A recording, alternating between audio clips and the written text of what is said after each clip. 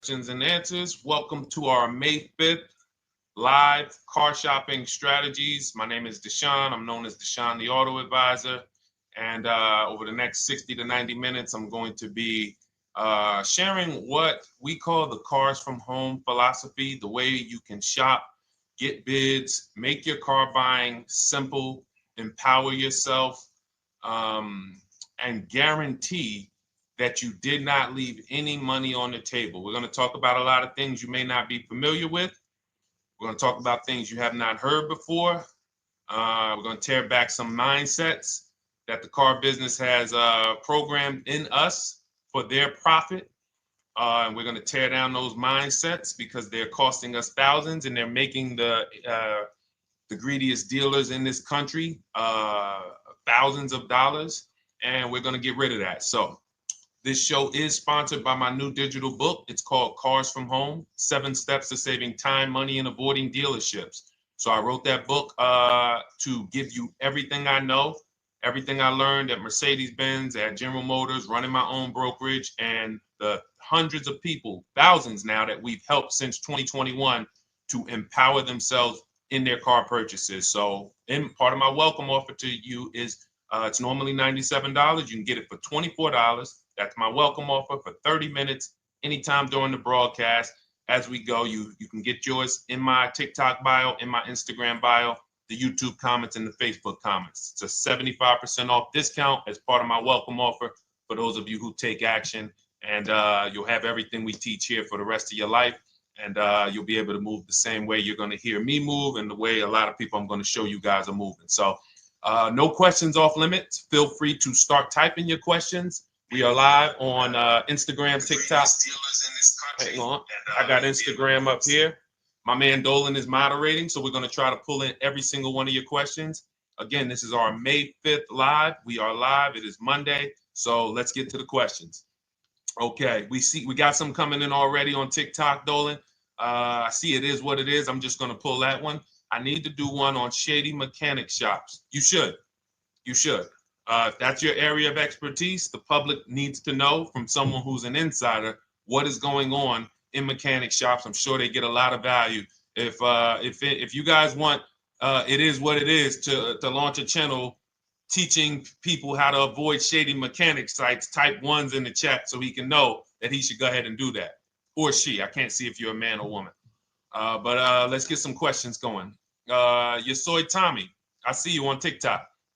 Interested in leasing, but I know I will go over the mileage. I drive a lot. Well, here's what you do. Give you an example. I'm leasing right now. I've never needed more than a 15,000 mile per year lease. So all of my leases have been 12,000 miles.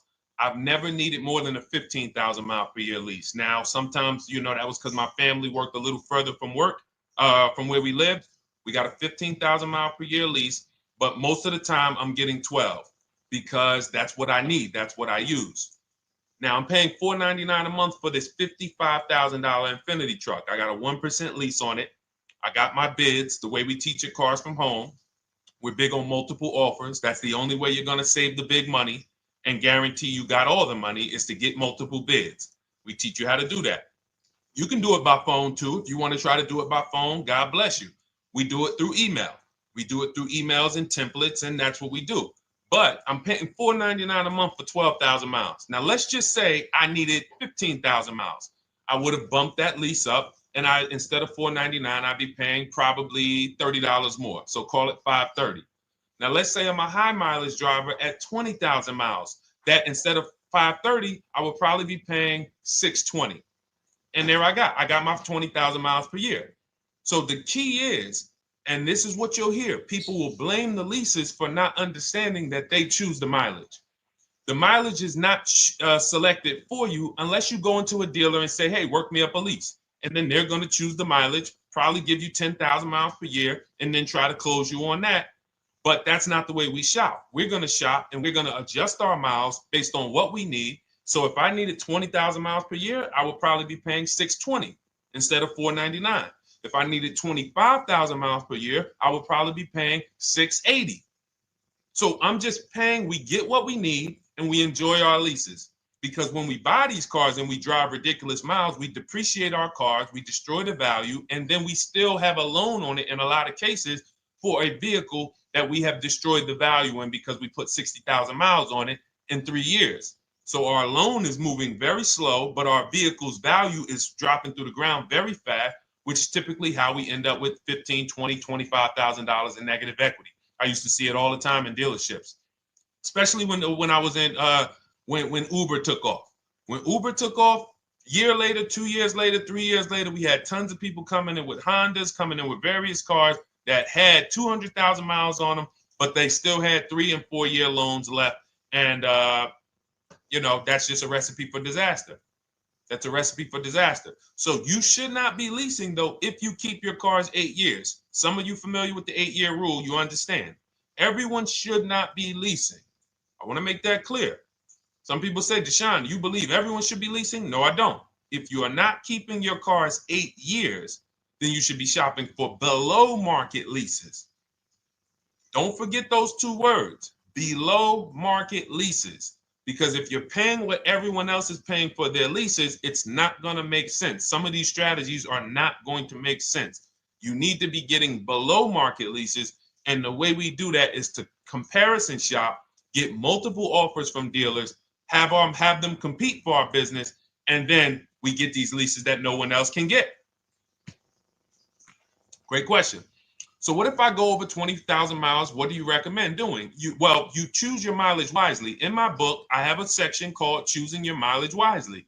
The whole key with leasing is to scope out the mileage you're going to use, and that's what you shop for. If you know you're going to do 25,000 miles that year, you would do 25,000 miles on your lease. But you don't shop this way. We always shop with 12. A problem with leasing is once again, you go into the dealership, you say, work me up a lease. They're going to work you up what they want. They're going to say, hey, put 5,000 down. Who's had that happen? You go and you look for a lease and they tell you how much money you need to put down. Type me if you've had that happen. And again, welcome to everybody. This is our May 5th live. It's Monday, May 5th. Whether you're watching this today or you're watching this later today, because we will be rerunning this for those who couldn't make the show. Tell your friend they can catch it on our channels. But this is our live show. We're live every single Monday through Thursday at 12 noon. So you'll see people who will go and get blessed transition. You've had this happen. This is what you go in. They work you up a lease. Here, you need 3,000 down. Yeah, you need 3,000 plus your taxes and fees. What do you want to do? So that's them customizing our leases. We never want to do this. We want to customize our lease and run it like this, a template.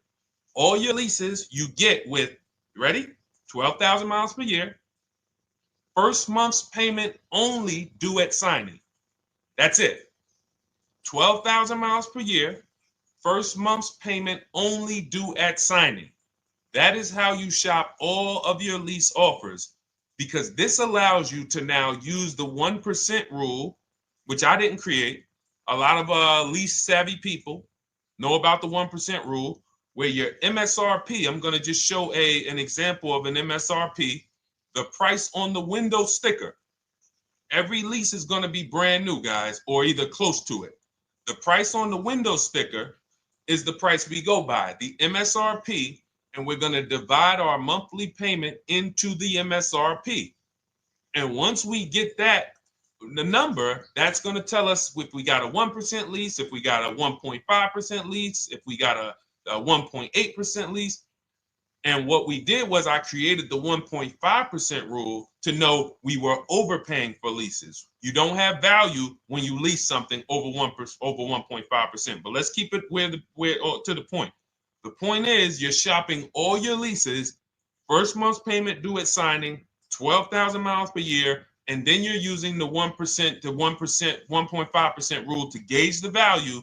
Once you find your best offer, that's when you go and you say, can you please adjust the mileage down to 10,000 because that's all I need, or up to 15,000 or 18,000. You shop your offers with 12. You find your best offer concerning what value is, 1%, 1.2%, 1.4%.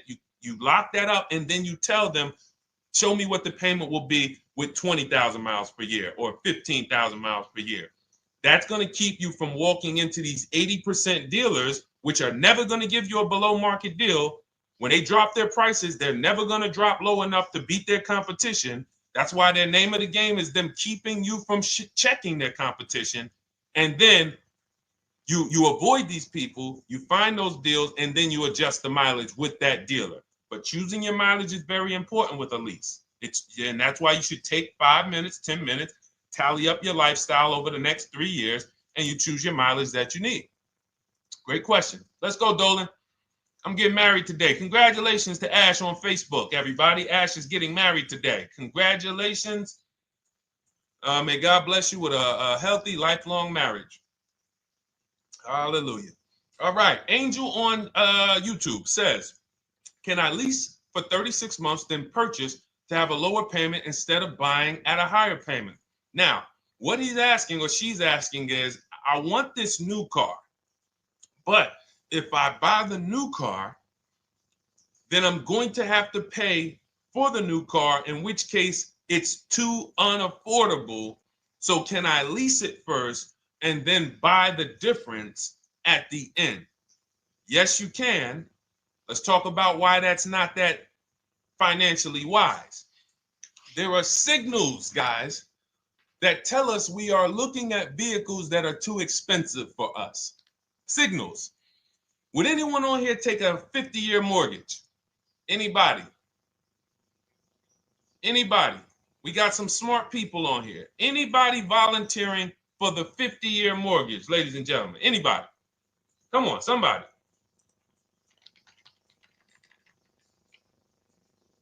No, why not? Why not? Why is everybody saying no to the 50-year mortgage? Because we know it's ingrained in us that a 50-year mortgage on a house means we can't afford that house, right? Same thing with cars. There's signals. And so when we cannot finance a brand new car and it's affordable, what should we be doing? We should be going to get a pre-owned car. That's what we should be doing. So some of you have the luxury where you could afford both a new version of the car you want, and you can afford a pre-owned version, of course. So you might say, Deshone, I could afford both. I want this car, but I could afford, which one should I get, new or pre-owned? Thank you to the new gifter, Jeffrey Jones. Welcome. The Black King. Thank you so much. Gifter badges. Appreciate everyone who supports this broadcast. Thank you so much. You helped me to keep this information going. So what you're saying is, I could afford both. Which one should I get? In that case, it's a matter of your values. Do you want a brand new car? You want to treat yourself? You only get it every 10 years. So it's like, hey, I only get a new car every 10 years. I'm going to treat myself to a brand new one. Curtis Thomas, thank you for sharing. Or you might say, you know what? I want to go to value play. Even though I could afford a new one, I want to knock 20, 30, 40% off the price, and I want to get me a pre-owned version. So that's the people who could afford both. Some of you, you're like Angel, who like, I want this car, but I can't afford it new. In which case you go pre-owned, because you don't want to lease a car 3 years, even if you get a below market lease deal, great lease payment, turn around and buy the difference, because you're typically going to need a 5 or 6 year loan for the difference. Once you get that 5 or 6 year loan, you add that to your 3 years that you leased the car, and you got 8 to 9 years of payments on the exact same car. 8 to 9 years of payments on the same car. This does not make financial sense to pay that long on a car. This is, you can't reach the reward stage where the car is paid off and you're putting money to the side for maintenance and repairs. You know, you got a paid off car, because the goal with purchasing is to get to that long-term ownership where the car is paid off. I don't owe anything on it. You know, I got a couple $100 I put to the side for maintenance and upkeep, but that's all. That car is paid off. I can keep that thing for 15 years. I can pass it down to my son, my daughter. We got an extra car in the family. That is the value of purchasing. So if you have a payment for 8 years on a car, you don't get to that stage. So that's why before I would ever recommend someone lease and then purchase the balance, I would recommend someone purchase a quality pre-owned car and get it at a below market price. Okay, does that make sense? Okay, everything that we're talking about, guys, is in my new digital book. It's called Cars from Home, 7 Steps to Saving Time, Money, and Avoiding Dealerships. Has everything we teach, because the name of the game is learning how to structure your deals. When should I lease? When should I purchase? And then once you have your structure, getting bids on everything to make sure you don't leave any money on the table. When you get bids on everything, you're never going to lose any money on your trade-in, because you didn't just get one offer on your trade-in, you got bids. You're never going to overpay for your interest rate, because you didn't get one offer on your loan, you got bids. You're never going to overpay for the new car or the used car you're buying, because you didn't get one offer on it, you got bids. And that empowers you to control the transaction. That is what we teach. That's in my new digital book, step by step. You can get your copy for 75% off, normally $97, but it's part of our welcome offer for 30 minutes. You got it in my TikTok bio, Instagram bio, YouTube comments, or the Facebook comments for $24. Okay, enjoy it, use it. All right, let's keep it going. I need to buy a car. I want to know how to buy the advertised new the new SUV vehicle for under $10,000 or even under $20,000. I don't really understand the question. Let me read it again. I need to buy a car, and I want to know how to buy the advertised new vehicle for under $10,000 or even under $20,000. Are you saying that's the discount you're looking for, or are you saying that is my budget? Please let me know. I don't quite understand. Go ahead to the next one, Dolan.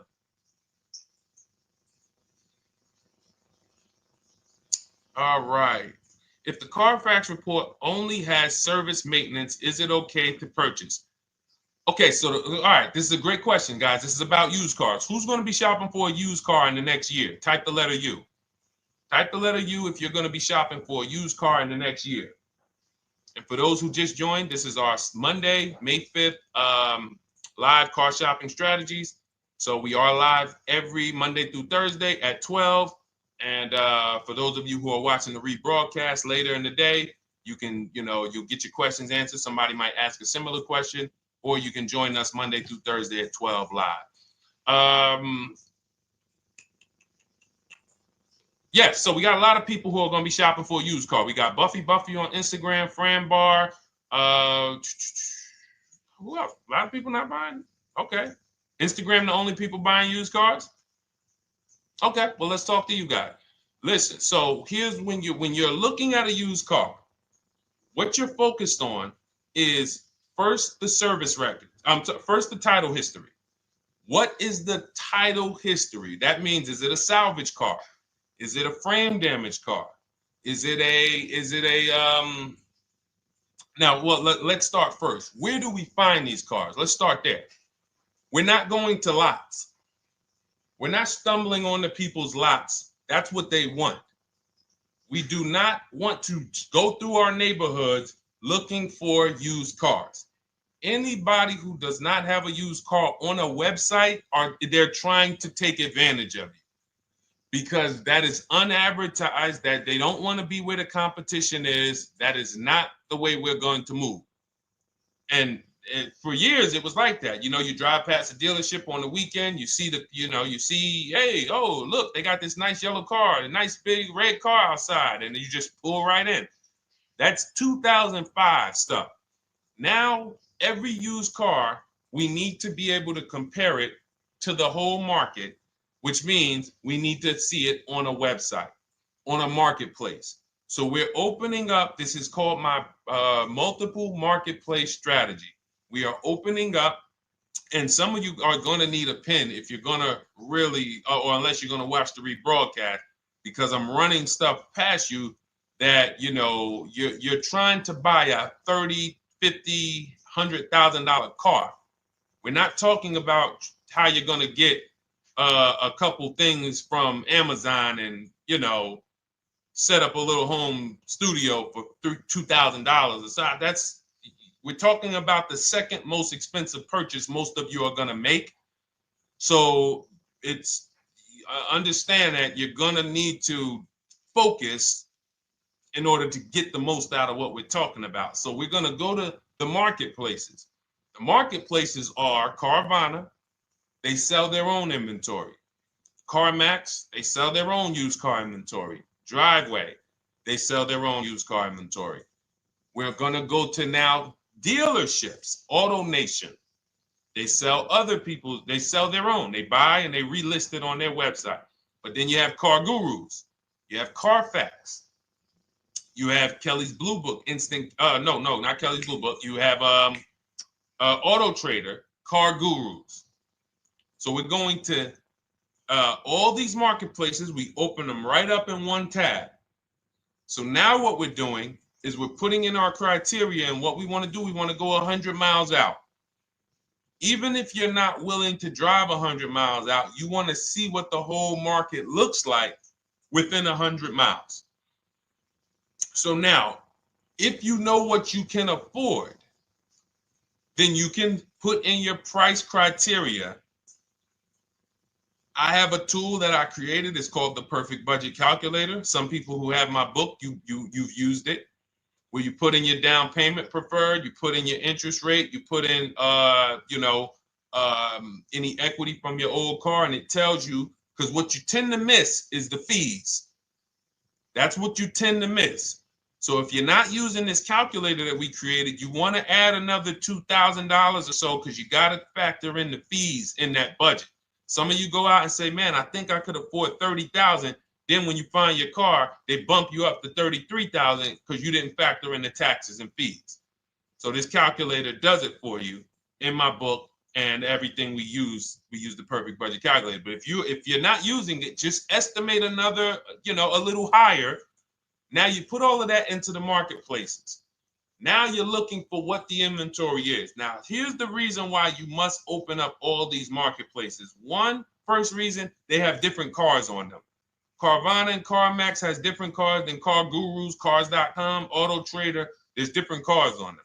Another reason we need to open it up is because sometimes you'll see one car here on Car Gurus for $31,000, and then you'll see that on Auto Trader, they marked it down $2,000, it's $29,000. And you're like, wait, why the heck is it lower? This is the same car. Well, it could be because this marketplace got the notification first to lower the price, and maybe this one takes a little longer to see that, oh, maybe that takes 24 hours before their updates take effect. So that's why you want to open up all these marketplaces. Now you're narrowing this down first based on your color choices, what options you want, your models, and now we're starting to narrow this thing down. So we're narrowing it down. Now we start to look at the history of these cars. This is the best way to start narrowing down your used car search. Let's now dive into the history. I need the Carfax. Now, some of these websites will give you a free Carfax. Some of them will try to make you buy a Carfax. Now, I'm going to give you one of the secret strategies that we've been using for years in my book, and I'll tell you it right now. It is how we get free Carfaxes, because when we get to most vehicles, you guys, for those of you who are just meeting me, I worked in Mercedes-Benz for 5 years and General Motors for 5 years, and I ran my own brokerage. I started it in 2016, and I ran that while I worked at the car dealership. So I have a lot of experience and have seen a lot, and that's why I'm able to teach these things. I also love numbers. But one of the things that I know is almost every dealership has a contract with Carfax. So every dealership, we pay Carfax already. So what we're able to do is when we list our inventory on our websites, we're able to list the Carfax with it. We're able to provide that free of charge. But when we pay Auto Trader or Cars.com or Car Gurus, we are not able to actually push our Carfax to that marketplace. But if you come to our website and you find the vehicle on our website, most times you will find the Carfax for free. That is what we have been doing for years. So that now we have the Carfax, because the Carfax is the only way we can see those service records right now, because we've already narrowed it down based on, first thing we're doing is we're looking at title history, frame damage, salvage title, rebuilt title, total loss. That's the type of vehicle. The next thing we're doing to narrow it down, which is where many of you get in trouble, is you're looking at the service records. Skipping service records, buying used cars without seeing service records is disaster. The biggest indicator on if a vehicle was taken care of is what is on those service records. And if you can't see those service records, then I would not buy the car. Somebody say, oh, I'm changing the oil myself. If you don't have proof that you have changed the oil yourself, I cannot see it. I cannot see that you have maintenance this car, and that's a turnoff for me. Because now when you drive that car a year later, 2 years later, things start happening. You have no one to blame but yourself. Now the regret kicks in. Man, I knew I shouldn't have got this. But chances are, if you find a quality vehicle and you see service records on that previous owner's report, that's going to lead to a quality experience. Okay, so that's pretty much how the initial part of our multiple marketplace strategy. As you can see, we have this to a science. Nothing that we're doing is by chance. Nothing we're doing is on a whim. That is it. But let's go to some more questions. And I think the biggest thing I want everyone to understand so far is that we don't wing anything in this process. There's nothing, everything that I'm teaching you is going to be out of our systems. Now, some of you have different learning styles. So let's address this. Again, welcome to our May 5th, Monday, May 5th live. We're live Monday through Thursdays at 12 noon. And we rebroadcast this for those who couldn't make it. You can share this with your family. Tell them, hey, visit Deshone the Auto Advisor's channel. He did a great show earlier. He answered some questions that everyone had. You can watch the broadcast all through the rest of the day. Now, but we're live every week, but we're live right now. So now the biggest, some of your learning style is different. What we teach is we have the ultimate do-it-yourself guide. This book is rated 5 stars. Thank you to everyone who's rated it on Goodreads. Just pull it up right here. For those of you who are actually on Instagram or YouTube, TikTok, you won't be able to see this right now. But the book is rated 5 stars. We appreciate you. And this is the ultimate do-it-yourself guide, whether you're new cars, used cars, leases, bad credit, how to make banks bid for your financing, high mileage driving. It's all in there, step by step. And it's a digital book, so you don't have to wait for it. As soon as you get and hopefully you get there before the 30 minutes, so you get your copy for the $24 instead of the $97. That's our welcome offer. But that's your do-it-yourself guide. Some of you, you're a do-it-with-you person, and that's Shop with Deshone. You like videos instead of reading. You want coaching. You want support. You want a community. We have 1,600 people in our Facebook group. That's our Shop with Deshone. We've had 2,200, almost 2,300 people come before you. When you see me share people like Zafrina and like Melissa and Sheree, Ken, all of these people who are, they're showing their car deals that they got. Look, took me about 30 days. He went through, past Friday, locked down 2 vehicles, 2 Yukon 2025. Said he dropped sold the BMW. They dropped the price down to 70 grand. So they took off like 5,200 for him. These are all people who are in the Shop with Deshone. Their learning style is they prefer videos. They prefer, coaching with me. But again, it's the same information. So I want to be clear. It's just your learning style. So if you are like Deshone, give me the blueprint and I will run this thing. That you're going to be like the people who send, like Marie. Marie just wanted to let you know she got our book. Using the book, I saved over $13,000 off MSRP. Now, here's where the feelings get hurt. And this is not my intention. But some of you have these same vehicles that you're going to see me sharing that our people get. And when you see what they paid for them and what they're getting off of them, you're going to see, wow, I did not get that. I did not get that type of discount. So all of you who have this 2025 GLC coupe fully loaded, she said they took $13,000 off MSRP. She got her bids from home, got my payment to be hundreds lower per month, maintenance included, no money down. We are masters at no money down deals. You should not be putting money into these cars unless you intend to keep them for 10 years and you got a great price already. You got a huge discount already. You should not be putting money into these cars. I have never done more than $1,500 out of my pocket for any lease. And when my car that I bought, I put money down on that because I bought it to keep it. But everything else, we are shopping with no money down. So you're going to see that a lot. So again, depending on your learning style, you can head to my bios and to the comment sections, open the Cars from Home Toolkit, Shop with Deshone might be right for you. I don't care how you get the information as long as you are saving the money. I don't care. If you could do it with a $24 book, do it with the book. I would rather you say, man, this guy Deshone helped me. I bought his book. I got it on the sale because he did the welcome offer for $24. And man, I done got 4, 5, 6 cars using this thing. And all I paid was $24. Congratulations. I will celebrate that. I wish that for everyone, but that's not everyone's learning style. So, okay, Dolan, let's keep it going. I'm sure we got a lot more questions coming in.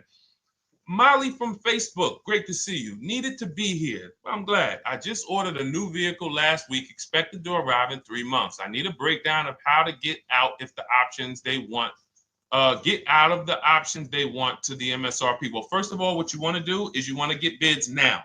You do not want to wait. Those of you, she's ordered a car. She's scheduled to be here in 3 months, and she has not locked in her pricing. Now, the reason when we order a car, we are always getting our bids first because the closer your car comes to arrival, the less leverage you have. They know once that car comes in there, she's been waiting for 3 months. She is not going to want to walk away from this car. She is not going to want to do this all over again. And they're going to probably take a shot and say, or if you look for a discount at that point, you probably are going to be like, no, I'm sorry, we can't give it to you. So what we're going to do is we have to now send that request out. Now, there's 2 ways for you guys to do this, whether you're leasing or purchasing new cars. 2 ways for you to do this. You can do it your way, which is calling around. Calling around, not going into dealers, calling around, ask for sales managers, try to get yourself at least 5 offers. Because the only way you're going to see how overpriced the offers are is to actually get multiple offers. So I'll give you an example. I'm showing you guys on the screen what a market report looks like. So we also have a division. We shop for people's new cars and their leases if they have good credit. So when you see, oh, I tried to pull it up. It's not loading. So what you're going to see, and some of you who've used our stuff, you can testify to this. There is a huge spread between the best price and the worst price. Huge spread. So in order for you to know you actually got the best price, you need to see 4 other offers that are higher. I'm going to say that again. Thank you to all the gifters on TikTok. Thank you, Jeffrey Jones. Appreciate it. You need to see other offers that are higher. So let's go back to my car. This dealer who won the bid for my Infinity truck saved me over $8,000.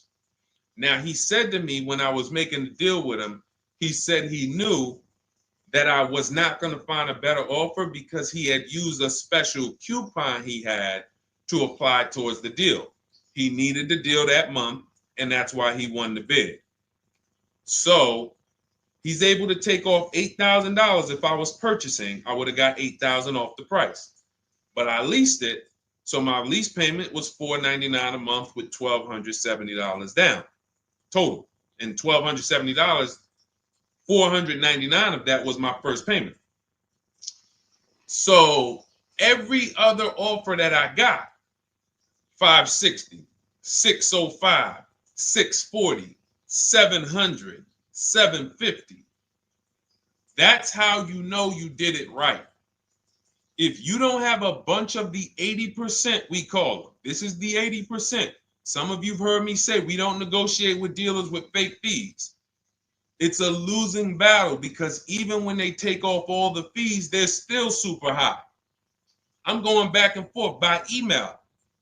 So if you're using what we teach, you're taking minutes out of your day. You're going back and forth with email. We close deals in 60 to 90 minutes. I'm not inviting anyone to car college.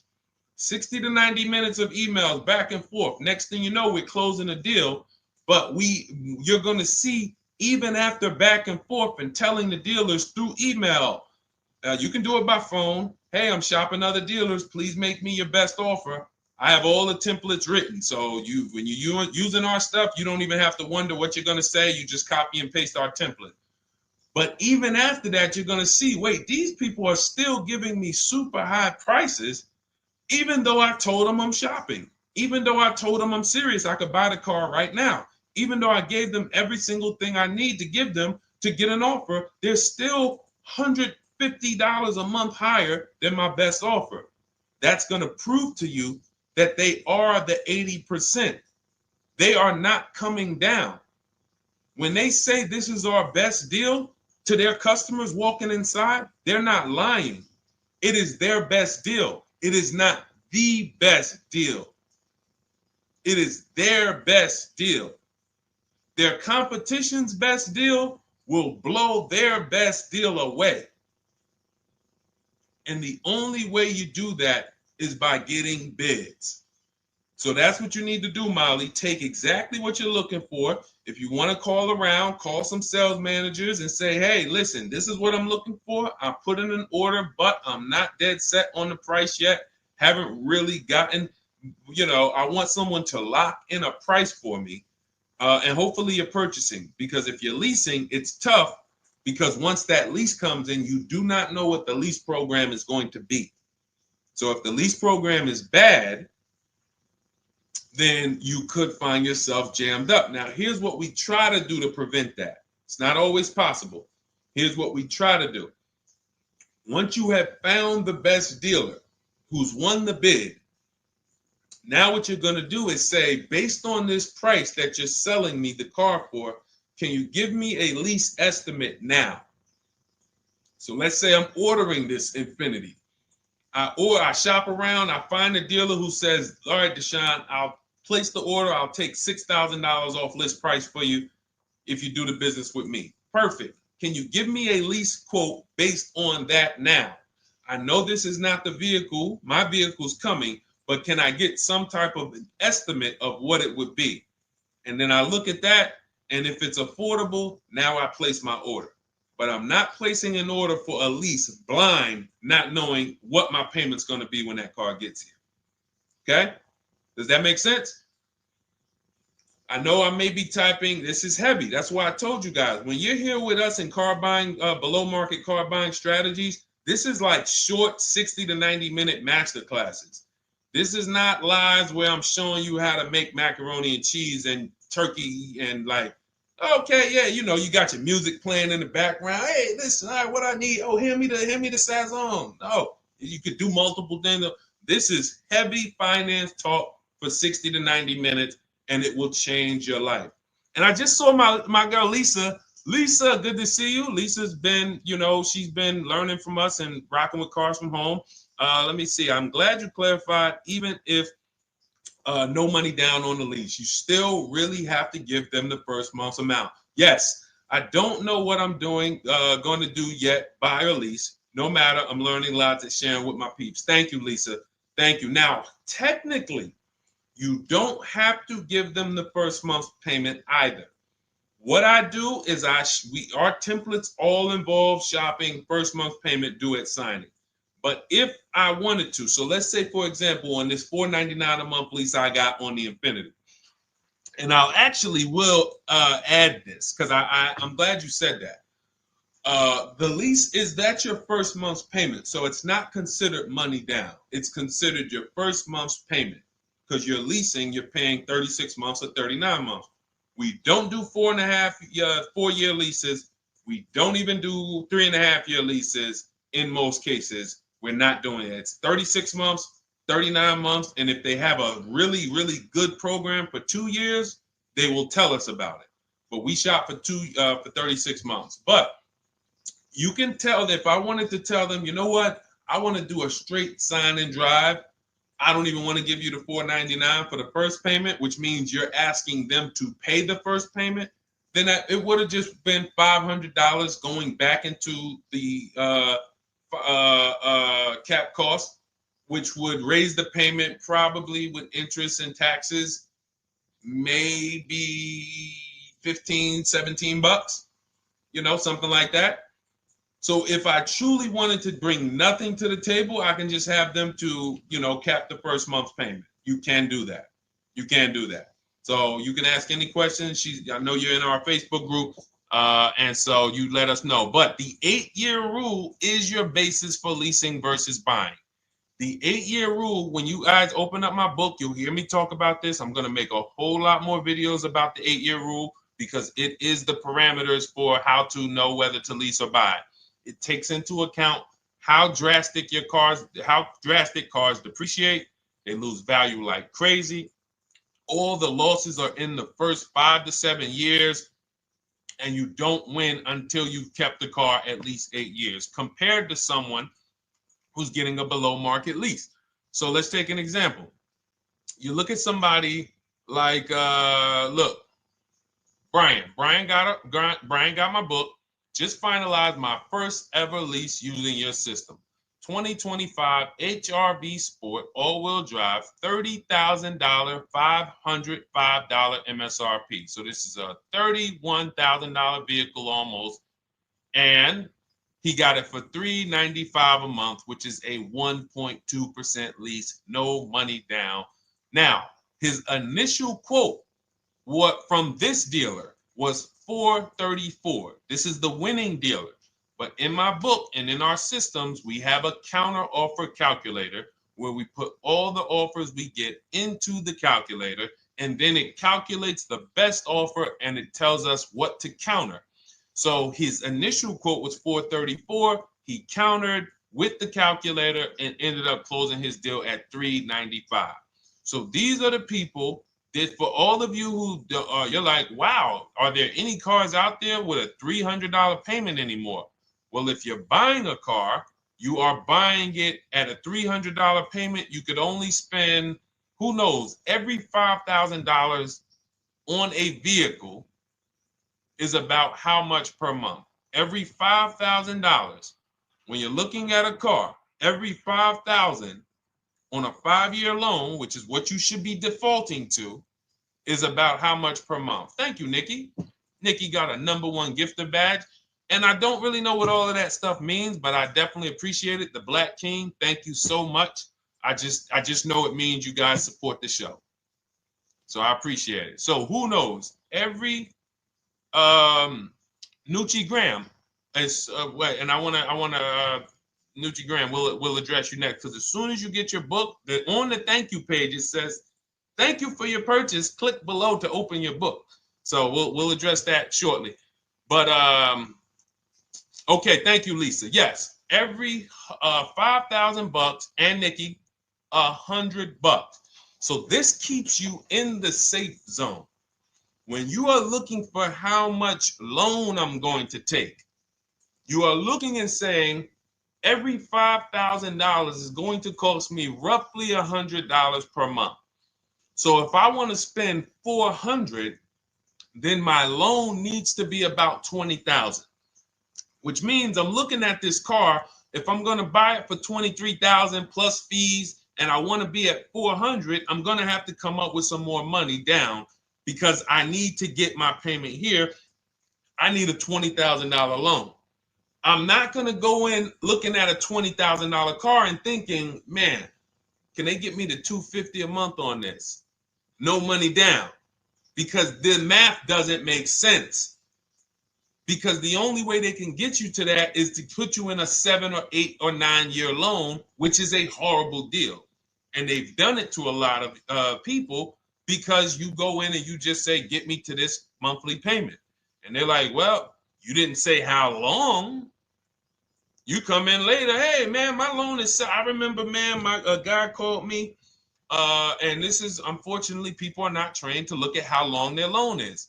Early in my career, I think I was still with General Motors, and a guy came in and he had some vehicle, And he was like, you know, D, could you look at this, man, and tell me, because I don't, you know, I'm trying to get out this thing, man. They telling me I can't get out of it now. That's a recipe. You bury yourself when you make these types of moves. They're saying I can't get out. I looked at his contract. It was a 96-month loan. 96-month loan. So he's in a 96-month loan at a high payment. He's going nowhere. And what it came from is him going in and saying, hey, get me to this payment. My payment's affordable, but how long is the payment? That determines what you're paying for the car. So when we say, yo, are there $300 payments out there? I'm showing you. Leasing, there's cars you can drive 30,000 miles, $30,000 cars, beautiful vehicles, payments in the threes when you're shopping and getting bids, and you're finding vehicles with great lease deals. At the same time, on a pre-owned car, that's only going to get you under 20 grand, between 15 and 20 grand. So it's about getting the most for your money.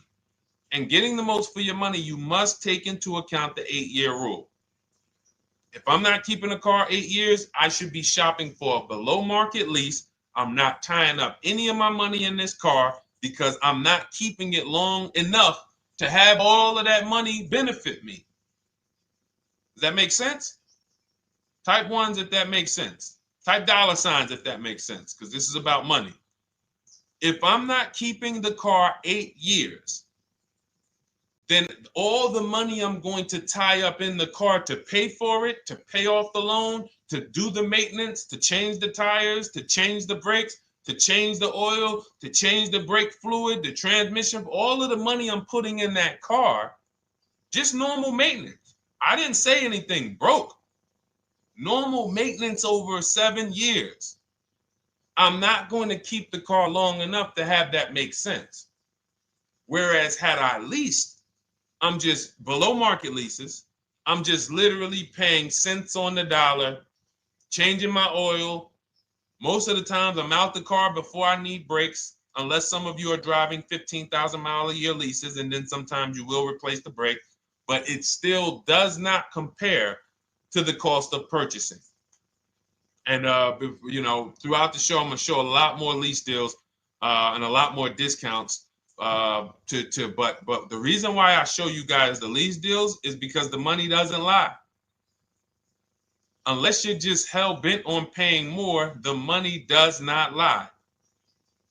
You can't compare when I was, you know, I'm driving $40,000 cars. My payments have a 3 in front of them. And my friends are driving $20,000 cars and their payments have a 3 in front of them. And those cars are used, need maintenance, you know, warranties done ran out after 4 years. I'm over here driving brand new cars, problem free, and they're paying the same amount or more than me, and they're driving inferior products. And then once they really get tired of the car, they go ahead and they trade it in and they start the process all over again. So it's bad financial advice that the car business never trained on, and they just love for people to be ignorant. But we're not going to be ignorant here. All right, Dolan, let's keep it going. By the way, all of you who just joined, this is our Monday, May 5th live. We are live every Monday through Thursday at noon. So for those of you who may be watching the rebroadcast, we rebroadcast the show all through the day. So for those who missed the show, you can either, you know, or some of you want to tell your friends, oh, hey, you're shopping for a car, go watch this show. And we'll rebroadcast this show all through the day. And we rebroadcast all the episodes through the weekend. So for those of you who didn't have time, you're like, man, I want to catch up on all the shows, all the questions that were asked. We'll rebroadcast those through the weekend. But we are live every Monday through Thursday between 12 and usually 1:30. You can have your friends and family tap in. You can bring your questions, and we try to get to as many as we can. All right, Dolan, let's keep it moving. Let's get to some more. What are the companies for loans? Well, there's a lot of them. First thing you want to do is, so we teach something called the bank bidding war. This is a question, because here's my question to you guys. Where do you get your car loans from? Here's my question to you. And I'm going to tell you how we should change the answer, because I know what some of your answers are going to be. Where do you get your car loan from? Some of you are going to say my bank. Some of you are going to say the credit union. Some of you are going to say the dealership. But all of those are not the answers we want to go with anymore. Here's the answer. You got it, Nikki. I love Nikki. Whoever gives me the best rate. That is going to be the answer moving forward. If you're using what we're teaching, that's your answer. Whoever gives me the best rate. What, in other words, whoever wins the bid. So what we're doing is we are not just going to our credit union and having them run our credit, give us a rate, and now we going out and we're shopping with a check in hand and we're shopping with our back against the wall because the bank says, well, hey, you know, your pre-approval expires May 17th, so you hurry up and find a car or you're going to have to come back and run your credit again. Now we're over here and our bank is putting our back against the wall. That's ridiculous. So what we do is we use what you should do is you should look at the average interest rate. If you have average credit, look at the average interest rate, and then you use that to budget. Again, I have a calculator that we invented. It's a proprietary calculator. You can't find it on Google. It's in my book. It's in our course, Shop with Deshone, in our checklist, our video checklist. This is stuff that, again, we don't, if you notice stuff that I teach, it's not anywhere. Deshone, why can't I find an 8-year rule on YouTube? It's because it's Cars from Home. We created it. I can't find the 1.5% rule. No one else teaches that because it's our intellectual property. We created it. I don't mind people saying it, but they need to understand we didn't find this stuff. We created the stuff. So calculators, we invented them. So this calculator you take this interest rate, but even if you want to use a standard payment estimator calculator, you can take just what I said. Remember, add a little bit more for the fees, because that's what you're not taking into account. The fees, the taxes, and that's where we get in trouble.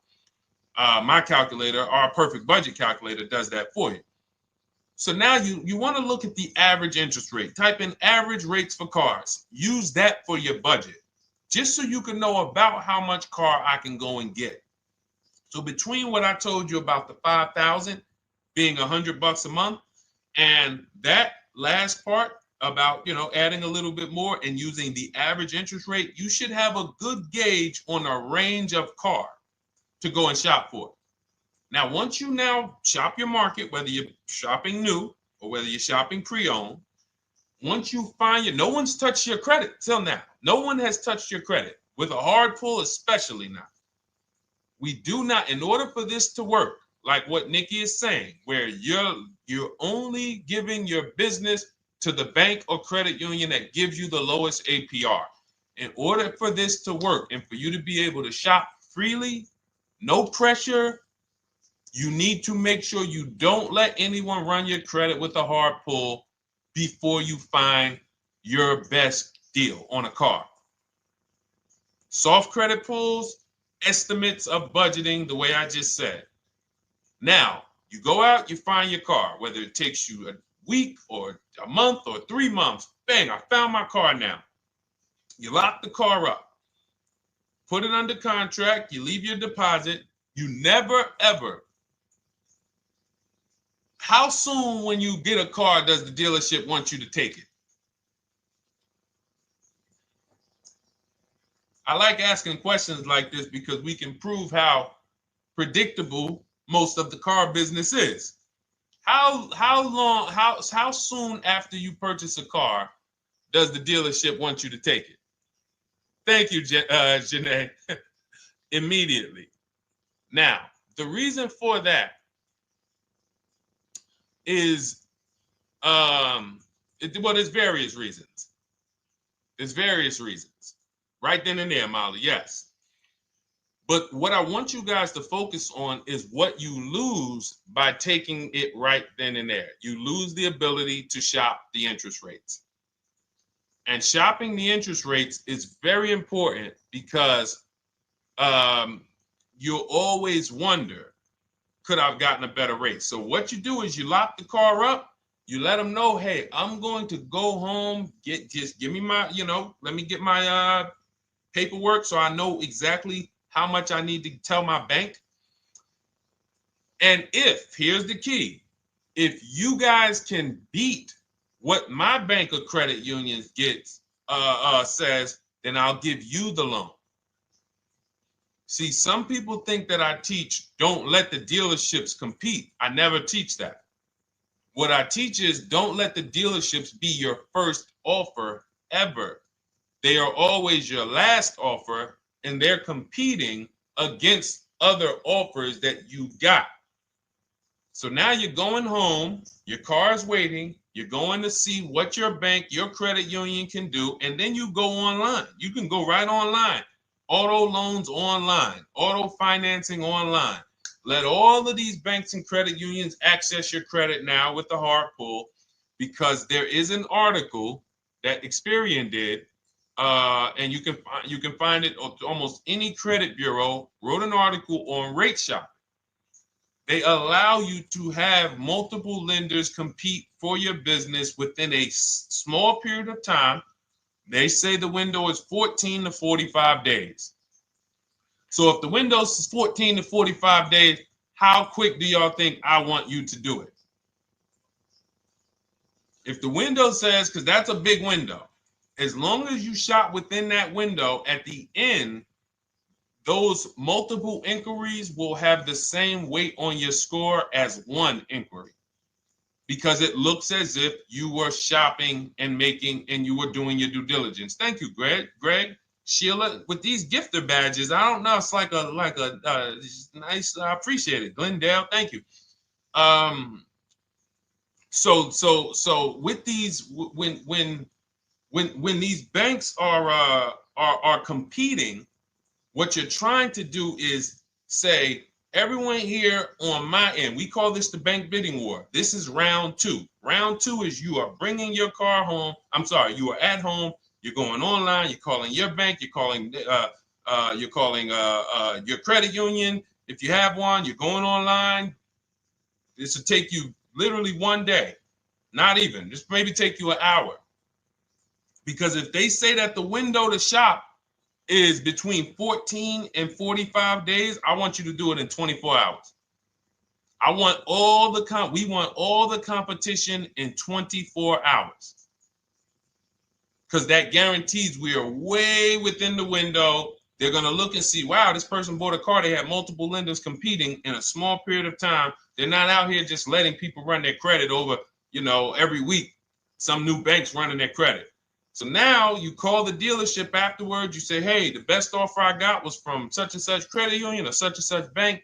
If you guys can beat it, I'll give you the business. You allow the dealer to now shop you to their banks. In which case, they're going to call you and say, hey, good news, we got you a better rate. Or, hey, good news, we couldn't beat the rate, but we can match it. In which case, they save you the time, they save you the paperwork. Or they're going to say, hey, listen, that's a great rate you got. We can't beat that. None of my banks can beat it. And in which case, we guarantee all around we got the best rate, which is the goal we're looking for. As Nikki said, I'm only giving my business to who gave me the best rate. That is the bank bidding war. So when you get your digital book, Cars from Home, you'll get that in writing. We also have it in our Shop with Deshone video checklist for those of you who are more do-it-with-me types. Again, we're all about your learning style. And some of you just like, Deshone, I see you. Can you shop for us? What are these? I'm seeing a lot of you guys shop for people, new cars, new cars, leases only. And you have to have good credit. Your FICO scores need to be over 670, all of them. But if you don't, again, same result. We've been helping people get these results since 2021. And again, I am all about speed. These are short videos. The book is boom, action steps, action, action, action, action. I'm not trying to teach you everything about cars. I'm trying to walk you through a path, a 7-step path to get to the result you want all the time. Okay, I'm not taking you to car college. You're not going into the car business. You just need to know how to get the best deal. And that's what it's about, step by step. Okay, but for those of you who are just coming on, this whole show is sponsored by my new digital book. It's called Cars from Home, 7 Steps to Saving Time, Money, and Avoiding Dealerships. It's a digital book. Everything we teach about new cars, used cars, leases, below market financing, high mileage driving tips, bad credit tips for those of you who have your credit is not going to qualify you for everything else we're talking about. You need specific strategy. We have that specifically for people with bad credit inside my book and inside Shop with Deshone. So that's why I never believe in one size fits all car buying advice, because all of you are in different situations. So how does somebody look saying, you all should do this? We're all in a different situation. I have a trade-in, he doesn't. He has a lease that's coming due, he doesn't. Oh, he has a lease that's coming due, he has equity in it, we need to help him get that equity out. He has a lease, it has an equity, but it has a third-party restriction. We can't talk to people the same. That's why everything we do is custom and letting you know, no matter what your situation is, it's very common to us. Very, very common. So, all right, let's keep it going. We got some more time, Dolan. Pull them up. More questions. All right, yeah, I see we got a couple more coming in on TikTok. How do I get the book? Well, the book is in my TikTok bio. In my Instagram bio, there's a website there. It's Cars from Home Toolkit. And then you'll see the welcome special for $24. So the book is normally $97, but as part of our welcome special, you got 30 minutes to get yours for $24. So you won't pay the $94. You get 75% off. We also have a link for you guys on Facebook and YouTube in the comment section so you can get your copy. And if you're going to spend a couple more minutes with us, I would appreciate if you share the broadcast with one person that you care about. So that can help. We can help get this information out, and we can help change lives. If you didn't receive your ebook, well, first of all, as soon as you purchase your book, you're going to see a thank you page. It says thank you. Screenshot this page, and then it says below. Click the link below to open your book. So you actually get the link to open it as soon as you make the purchase. And then I say I also emailed you a copy. So sometimes people type their email in, one letter's wrong. Obviously, we can't send a book to an incorrect email, which is why I have my support team's email right on there, so that if you don't see that book within 5 to 10 minutes, you email my support team, hey, I didn't get the book. They'll get you the book right away. So as you can see, I want you to, Dolan, can you put up, do we have anywhere with, we can put up the support team's email for this person, and just send an email to support. There you go. Thank you so much. Support at Deshone the Auto Advisor. Thank you, Dolan. Best moderator in the world. All right, so shoot them an email. Just let them know. Give them your first and last name, and they'll check the record, make sure that we have a purchase from you, and they'll send you your book right away, so you can dig right into it. Okay? All right, let's keep it. We work with clients all around the country. What I'll start doing, I wanted to bring some on here today, but I can't load them up. The system is showing an error. So I got a lot of people. I always bring tests. I always like to show results. So, you know, I'm a results person. So you'll see a lot of people that I share. Brian, who has our book, and, you know, his lease, Marie with her $13,000 off. All of these people made deals from home. They were not in a dealership negotiating this. You got, look, Frank, I bought your book, used your system, and just closed my deal and have positive results to report. I love when y'all email me, by the way. Like, please continue to do this. A caveat is I wanted a just released 2026 Genesis G70 Advanced, and there are no incentives. I could have gotten incentives on the 2025. However, I wanted the 2026, and I was willing to pay. So even with high demand cars, even with cars that are rare, this is the situation. I reached out to 20 dealers, and I received 9 offers for 36 months, 12,000 miles on a $58,000 MSRP. The initial offers range from $1049 to $901, with everything in between. I counter offered using the calculator that we have, and closed the deal at $815 on a $58,000 MSRP. That's a 1.4% deal. Now, mind you, that on a vehicle on a 2026 with no incentives, which means every bit of that was the dealer taking off money for him. He probably had to get at least $5-6 grand off to have that deal come in the 8s, when other dealers were quoting him 9 up to 10 and, you know, mid $1,000 range. So, you know, but so I show the book testimonials. I show my Shop with Deshone testimonials. But I want to start bringing these market reports so you guys could actually see that's our team shopping all around the country. And that allows us to stay, we're able to just stay on top of the market, like from state to state. It proves like this stuff is not, oh, if you're in New Jersey, the deals are better. Hey, if you're in Florida, the deals are better. If it's California, we don't have deals out here. All of this stuff is not true. And thank God we have people using the Cars from Home systems, be it by book or be it by our video checklist, or be it us shopping for people all around the country where we can tell you beyond a shadow of a doubt. I can show you market reports from Texas, from Oklahoma, from South Dakota. We did a deal for a Mazda, a South Dakota deal, Nebraska, California, Florida, Georgia. We're shopping for people all around the country. And there's great deals everywhere in the country when you know how to make dealers bid. Because you're always going to find that 20% dealer who just wants to beat their competition. They're the best in the region. And you got to go out to find them. You got to have a system to find them. Because most of the dealers are not them. Most of the dealers are the 80%. That's just the way it works. It's a numbers game. And the 80% are very expensive. And when you walk into the 80%, they'll go down. You're like, oh man, all right, can you take off? Can you get me down? Like, yeah, man, you're like $150 a month higher than where I could be, my max. And they go back and forth. You're like, man, I could take off $50 a month. Ah, man, that's the best you could do. And then next thing you know, you get down to 100. Yeah, all right, we'll take off $100 a month. And you're like, all right, I guess I'll take that. You don't realize that a 20% dealer, not only were they nowhere near your max budget, they were $100 less than your max. You're talking to the 80%. The 80%, when they come down, they're still here. The 20% are here. So you're over here with an 80% dealer walking into these dealers. 8 out of 10 dealers over here are 80% dealers. So y'all talking them down like this, and y'all thinking we winning. Oh, I talked them down to this. Meanwhile, the 20% dealers are here. 20% dealers will launch a bid.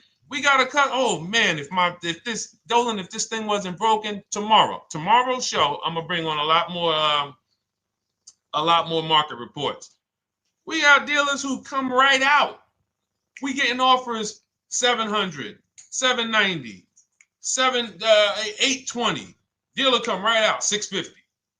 Boom, blow everybody away. Like, oh, let's go. We got a winner. Looks like we got a winner here. That's it. And then it becomes fun. As you can see, this is fun for us. When you change the way we shop, you shop and you start to you're going to be the prize. You're going to be the prize. So anyway, let's keep it moving. For those of you who have gotten your book, I look forward to you using it, empowering yourself, having these same results. For those who didn't know about the book, it is a digital book. You can get your copy for 75% off for 30 minutes in my TikTok bio, my Instagram bio, the YouTube comments, and the Facebook comment. And for those of you who've been on and you still don't quite trust us, you want to get started with maybe some free advice, go grab our cheat sheets. We have our free cheat sheets in my Cars from Home toolkit, totally free. Test us. Look at the cheat sheets, look at the strategies, look at the emails I'm going to send, guiding. Like I don't play around. So if you want to just say, test out, let me hear some free advice, start with our cheat sheets. All right. Yes, I'd actually answered that when I read that comment, Dolan, on TikTok about do we work with clients in New Jersey and New York? Well, yes. When it comes to shopping done for you, if you open the Cars from Home toolkit and you're like, Deshone, I just want to relax at home. You guys go shop the market for me. If you have good credit, FICO scores over 670, and you have and you're shopping for a new car or a lease, you can book a call with us and we can see if we can help you. Book a 10-minute call. It's free. And we can see if we can help you. Is it best to lease a car if you're currently underwater? Ooh, if I was underwater right now, let's just say I have 15,000 negative equity. I made a bad deal during the pandemic. I'm upside down and I'm like, man, I got to get out of this car. But and first of all, I know I should be leasing because now we know the 8-year rule. The 8-year rule says if we're not buying our cars to keep them at least 8 years, we should be shopping for below market leases. We're going to pay a lot less money. Below market leases, not normal leases. Very important. So what I'm going to do is I'm going to actually right now look for an electric vehicle that I could lease because some electric vehicles right now, we're getting under 1%. We're getting 0.88% leases. We're getting 0.79% leases, because if you do your bidding, you're going to see. Now, again, if you want to call around for your multiple offers, you can do that. I'd rather you call around than to do what you've been doing. I'd rather you, with your new cars and your leases, call around before you walk. That's better than what you've been doing. But if you're like, Deshone, I don't want to talk. I don't want to wonder what I'm going to say. I just want to copy and paste. That's the Cars from Home way. Either way, you get your 5 offers, and you're going to see now, my best offer on this $40,000 electric car might be $320 a month. So I'm now driving a $40,000 car. If I didn't have my negative equity, then I would be driving it for $320. But now I got to bring this negative equity over. Now, the reason why you want to look at these electric cars for this is because if you try to bring a bunch of negative equity over, what ends up happening is you're now messing up the loan to value ratios, and the bank won't approve it. So you might go in and look at a $40,000 car, and now you bring this 15 grand of negative equity, and the bank is saying, we're not going to loan $55,000 on a $40,000 car. We're not doing that. So that's when they'll say, some of you may have heard this before, you have to put money down. They'll say, we can't get you approved unless you can put $3,000 down, $5,000 down. You have too much negative equity, and the bank is not going to approve it all. But when you get your bids on some of these electric cars, you're going to get $10,000, $15,000 off. And this is specifically what I would be looking for. I would be looking for the electric vehicle that when I get my bids, I'm saving 15 to 18 to 20 grand off. And if you guys don't think that's possible, you haven't been here for long. You know, this is Milligan. She bought her Mercedes EQE last year. She literally, MSRP of her car was $79,245. She got almost $30,000 off the vehicle. Almost $30,000 off the vehicle. $51,359 is her price. $79,000 vehicle. She got it after rebates, after discounts, after everything. $51,359. So you take a vehicle that you can get a huge amount of money off, then you bring your negative equity over. So now that payment goes from $320. Yes, it might go up to $575 or $600 even. But I know I'm in a nice car now. I'm in a brand new car, and after 3 years, I'm done with that negative equity. So that's what I would be doing. And if God forbid the car gets totaled while you're driving,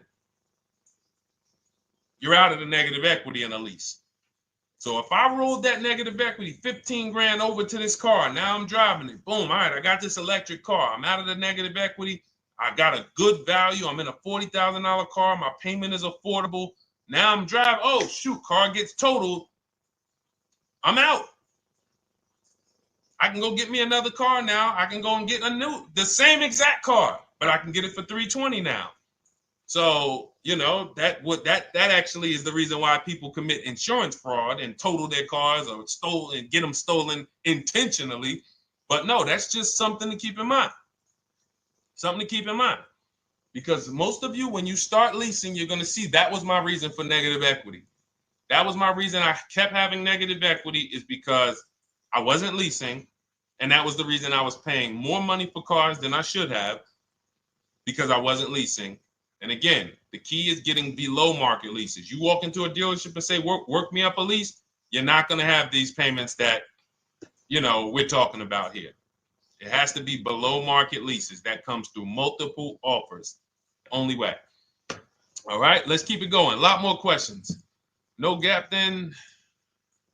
Is that your first time leasing?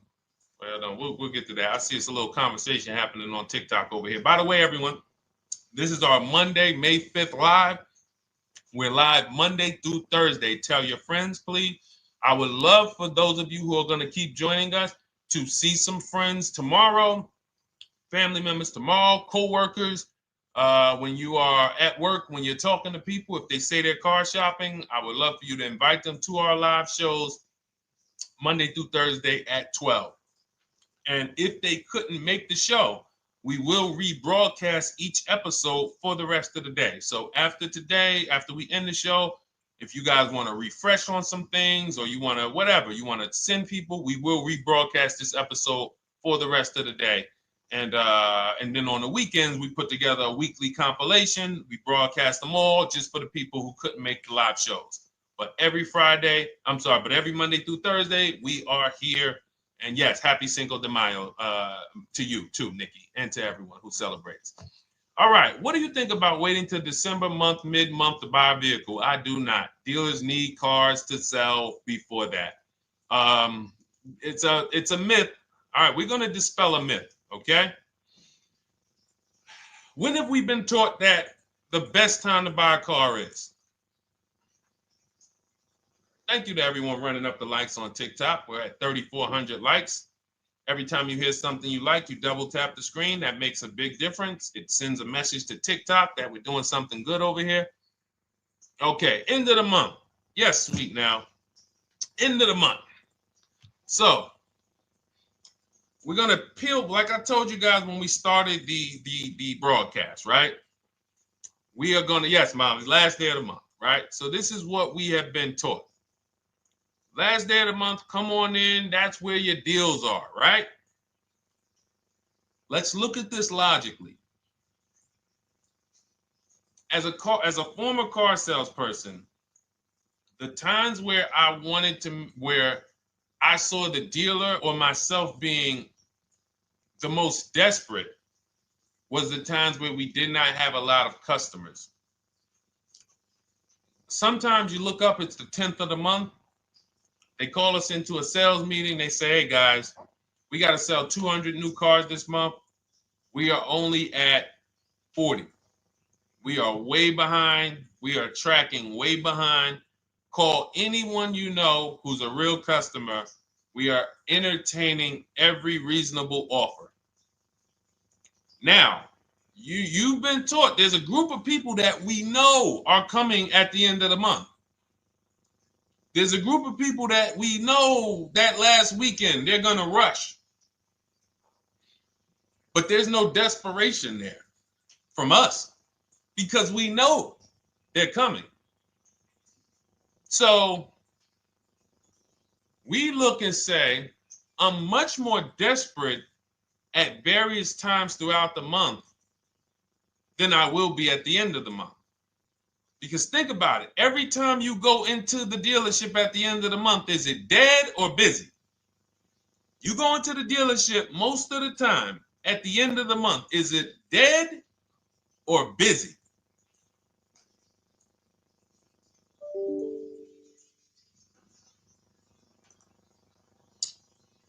Thank you. It's a zoo. It's a zoo.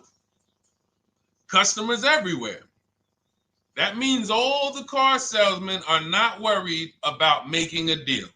In fact, they're looking at you and saying, hey, Molly, thank you. Listen, I know you, look, I know the payment's $780 a month. I know you said you wanted to be at $499, but, we've been going back and forth. Can you work your way up, get closer to the $780? Because they know now we can take a shot. Because we have some other customers behind you, Molly. Did you see the people walking out? These people just walked out. They're mad. We don't have enough salesmen here. We got people waiting 40 minutes to speak with somebody. Do you think you're getting the best deal when that's the energy? Yes or no? Let's just be honest here. See, you might forget some of the lessons that we teach if you don't have our books and if you're not in our video checklist and coaching. You might forget some of the lessons, but hopefully you won't forget the stories. So you walk in the dealership at the end of the month, the place is a zoo. It's people everywhere. They're ringing bells. They got the big clown, donuts around. Hey, you want a donut? Do we think there's desperation? Thank you, Sheila. Thank you, Molly. There's no desperation here. And they don't magically wait till the end of every month to hit their numbers. Some dealers hit their numbers at the 25th of the month. Numbers are hit. We still got people coming in end of the month. So What we want to do to answer the question is we want to be positioned. What I like you to do, for those of you who are in an emergency situation, you need a car in a week, in 2 weeks, that's fine. Everything we teach can guide you. We've had people who got their cars in 3 days. Like that's not something that is let's see. This is my second go around, much easier, more relaxing experience. Calculator definitely helps. Turned in my CRV, got a 2022 Marcus, some dealers wouldn't do. Somebody, I wanted to read you somebody who got their car in like 3 days, 5 days. That's normal. Again, like I said, we're not taking you to car college here. Like you know, our step-by-step programs can get you to your cars in less than a week, 90 minutes. But you don't want all your car shopping to be emergencies, because here's where you want to be. You want to be able to say no for up to 3 months. Reason is, there's a group of people that walk into the dealerships. They're there right now. They're desperate. They're giving off desperate energy. They can't say no. They back themselves into a corner for whatever reason. If their leases are up, maybe they don't know you can get an extension. If your lease is up this month, you can call. You can get yourself an extension for 1 month. Some leases will be extended up to 3 months, up to 6 months.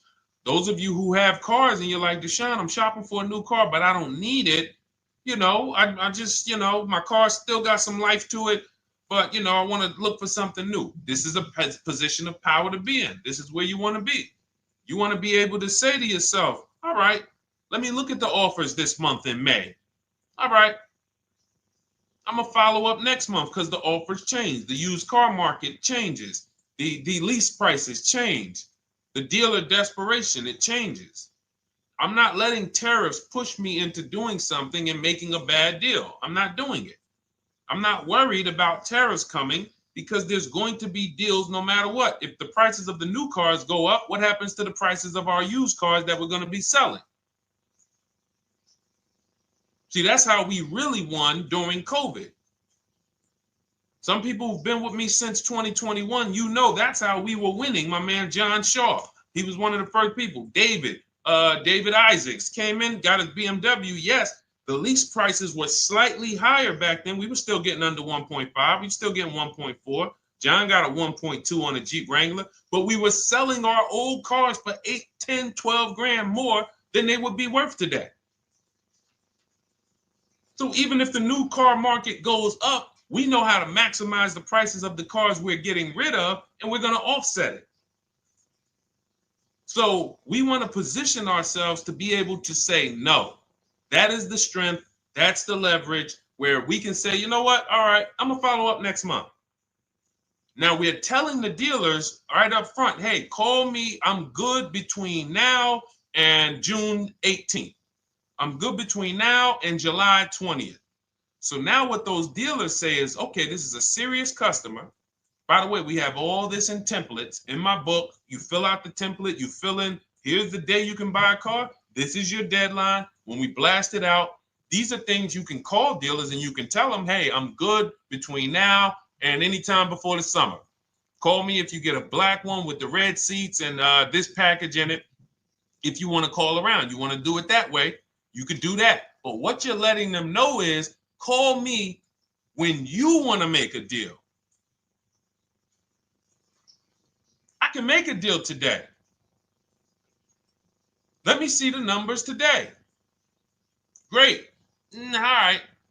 If sometimes you'll see that a car is a little bit out of the range we want it to be in, you might say, man, I'm looking for it to be around, 505. This thing's coming in about 550.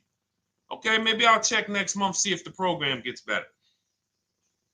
You might say, all right, dealers are saying to some of you shopping for cars that maybe every dealer is not going to have it. When you reach out to the dealers, only 5, 6 dealers have it.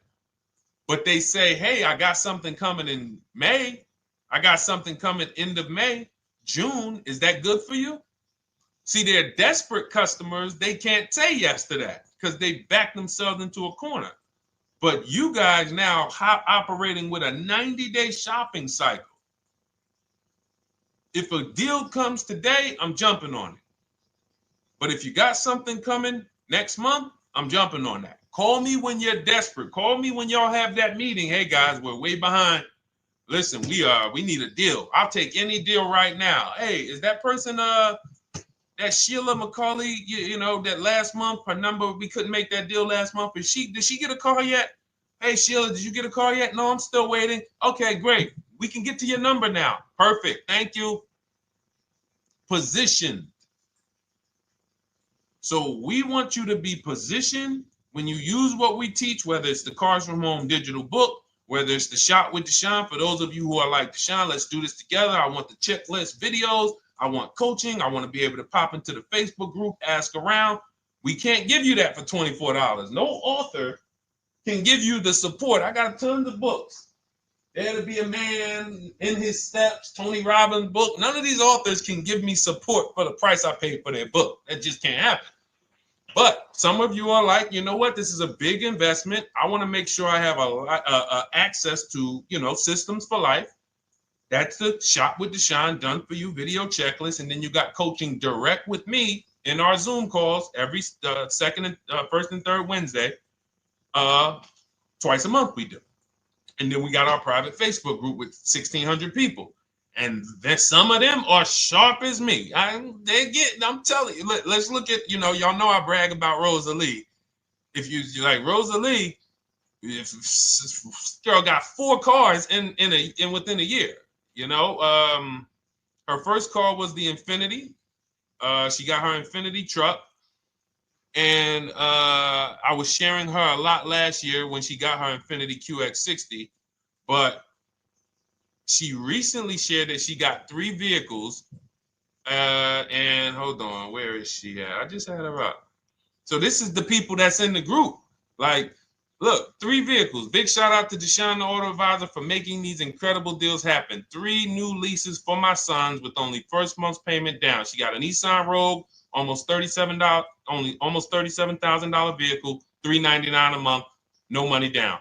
Mazda CX-30 Sport, $28,000 vehicle, $28,300, $339 a month. That's a 1.2% lease.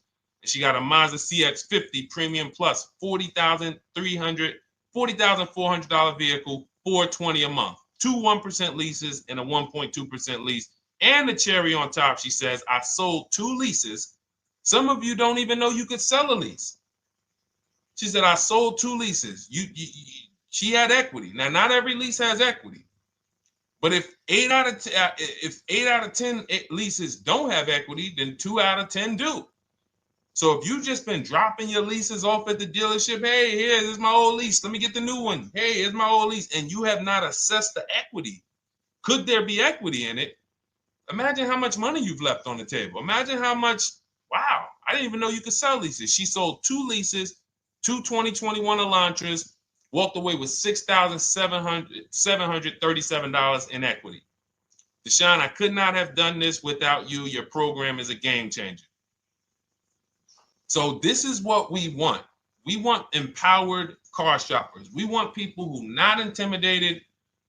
I don't care what this market does, whether I need a new car, used car, whether I got bad credit, whether I'm a high mileage driver, it does not matter. We have strategies to make sure you are going to win in this market or any market. Does not matter.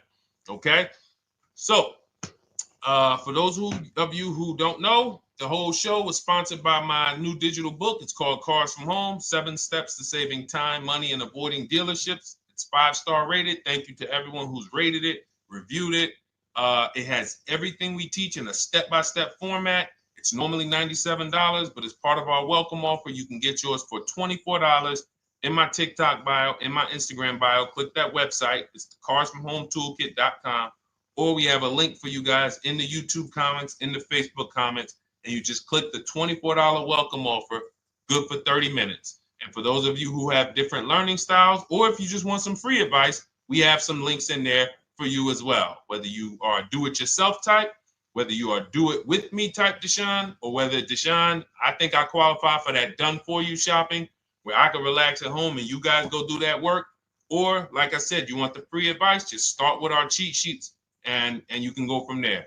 Whatever is right for you, you get it done. We just want to move you from anxiety, from, oh, I don't know what to say, from watching people online who call dealers and negotiate. Hey, take off $5,000 so I can have a viral video. And now you're talking to an 80% dealer. So the 80% dealer has the $5,000 to take off. So you look like, hey, yeah, see, I just got them to take off $5,000. We don't negotiate with dealers with fake fees. Like there's a saying, we don't negotiate with terrorists. Cars from home, we don't negotiate with dealers with fake fees. None of that stuff matters. Because what you want us to think is, look, see, I took off all of this money. Don't you want to buy the car now? But you took off the fake money. Had we been talking to a 20% dealer, what money are they taking off? The real money. The real money. So if we have 2 dealers, well, let's say 8, because y'all know I use the 80%. So the 80% are over here. The 20% are this small group over here that we got to find. Now, the 80% are starting so high that when they take off all the money, it's fake money. We marked up our cars. We got platinum kits on them. We got the Hertz service plans on them, and the Simonized kit and the low, all of that stuff. Okay, so yeah, we done took off 5,000 for you, but 4,000 of it was fake. Meanwhile, this 20%, they don't have the fake. So when they take off 4,000, it's real 4,000. And we over here talking to these people. Hey, take off all that fake money. See, guys, you can do this too. So listen, we bidding is the way to go. You cannot negotiate your way to a below market deal, but you can get bids and it will make your life easier. You'll start to enjoy your car shopping. You'll start to feel like you're empowered. You're the prize. Someone won your business. They won your loan. They won the opportunity to buy your car. You are the prize. So that's what it's about. So we are here Monday through Thursday, 12 noon. Make sure you meet us live or tell your friends and family who are shopping, hey, hop on this show. We're live on TikTok, Instagram, Facebook, and YouTube. But we will broadcast the show for the rest of the day. So those who want to catch up on some things that you may have missed, or if you just jumped on and you're like, whoa, man, I missed a lot. We'll rebroadcast this show for the rest of the day. But tomorrow we'll be back, which will be Tuesday, May 6th, 12 noon. Meet us here live. Thank you so much. Welcome to the new followers. Thank you to everyone who gave me gifts. Thank you to everyone who bought a book. Thank you for those of you who are in Shop with Deshone. I look forward to your success stories. Always a pleasure.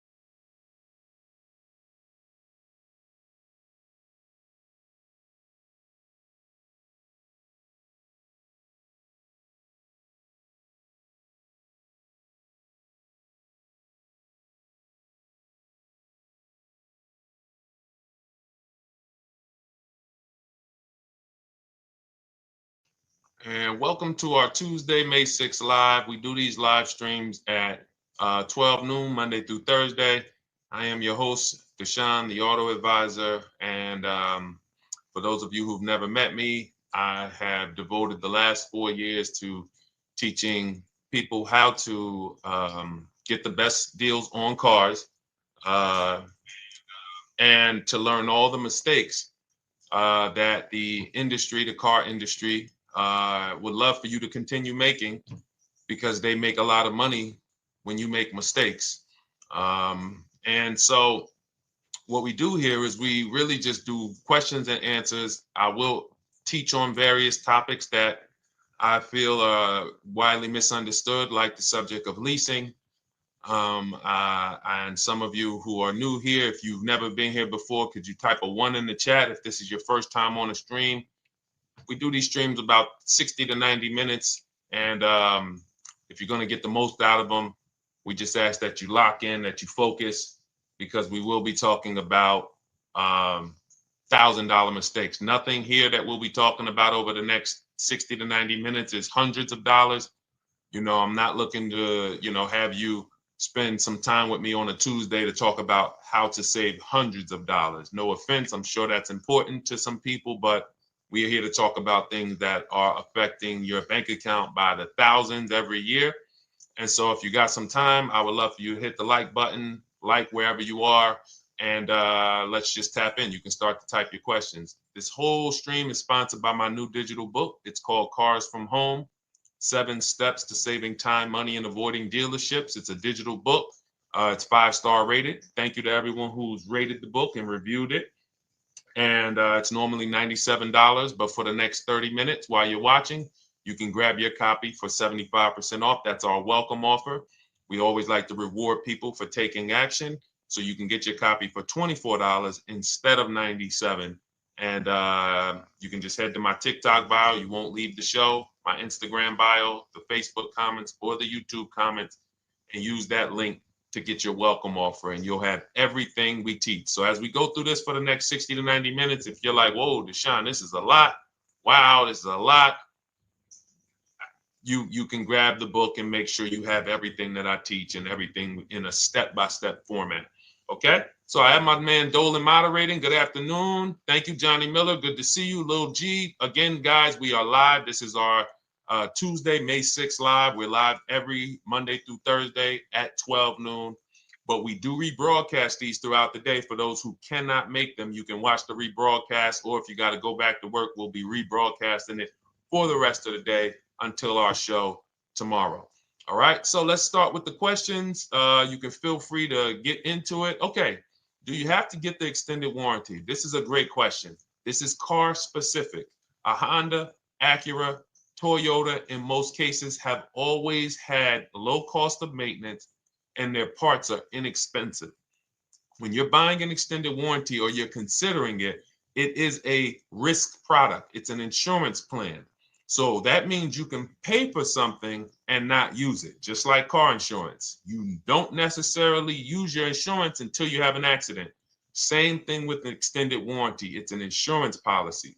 So what you're trying to do with any insurance is see what is the likelihood that what I'm paying for this is going to exceed the price if I did need to use it.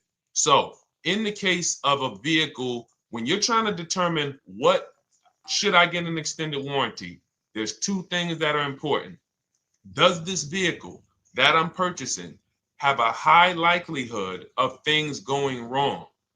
We know, and some of you have had cars with histories, and we know there are certain cars, they tend to have things go wrong more than others.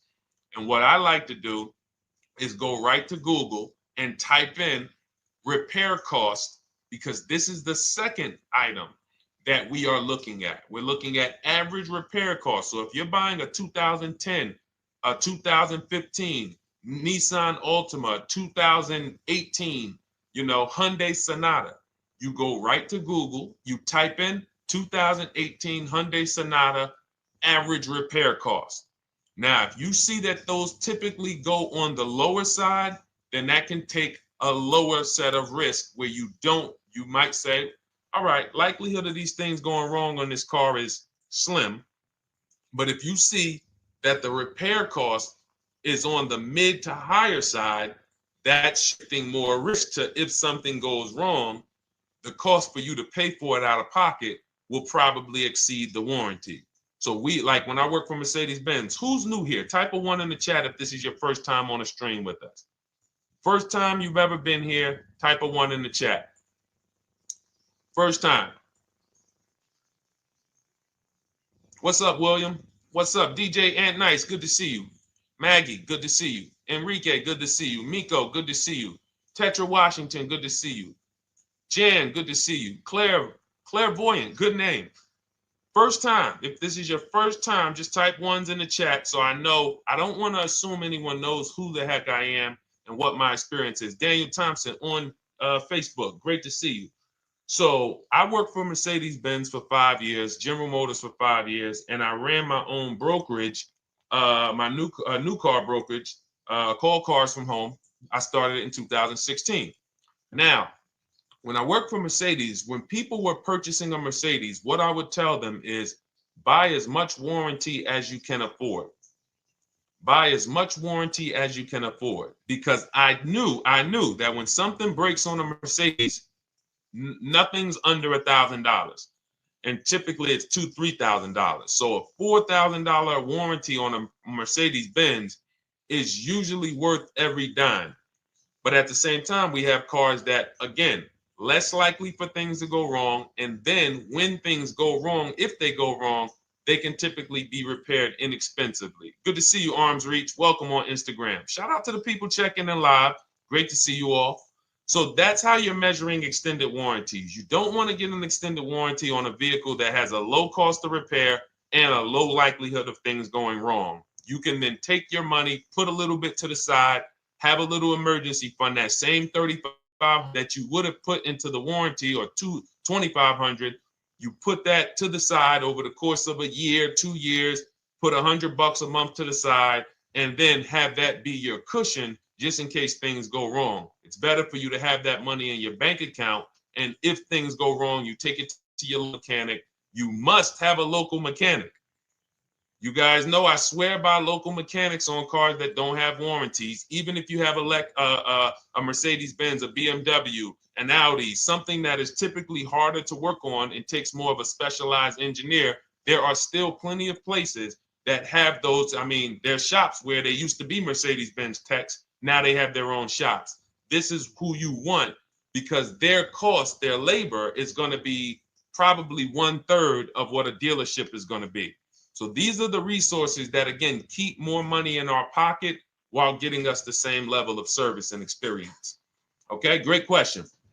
Welcome, Uncle Nene. Good to see you. Uncle Nene. All right, listen. Nicole, good to see you.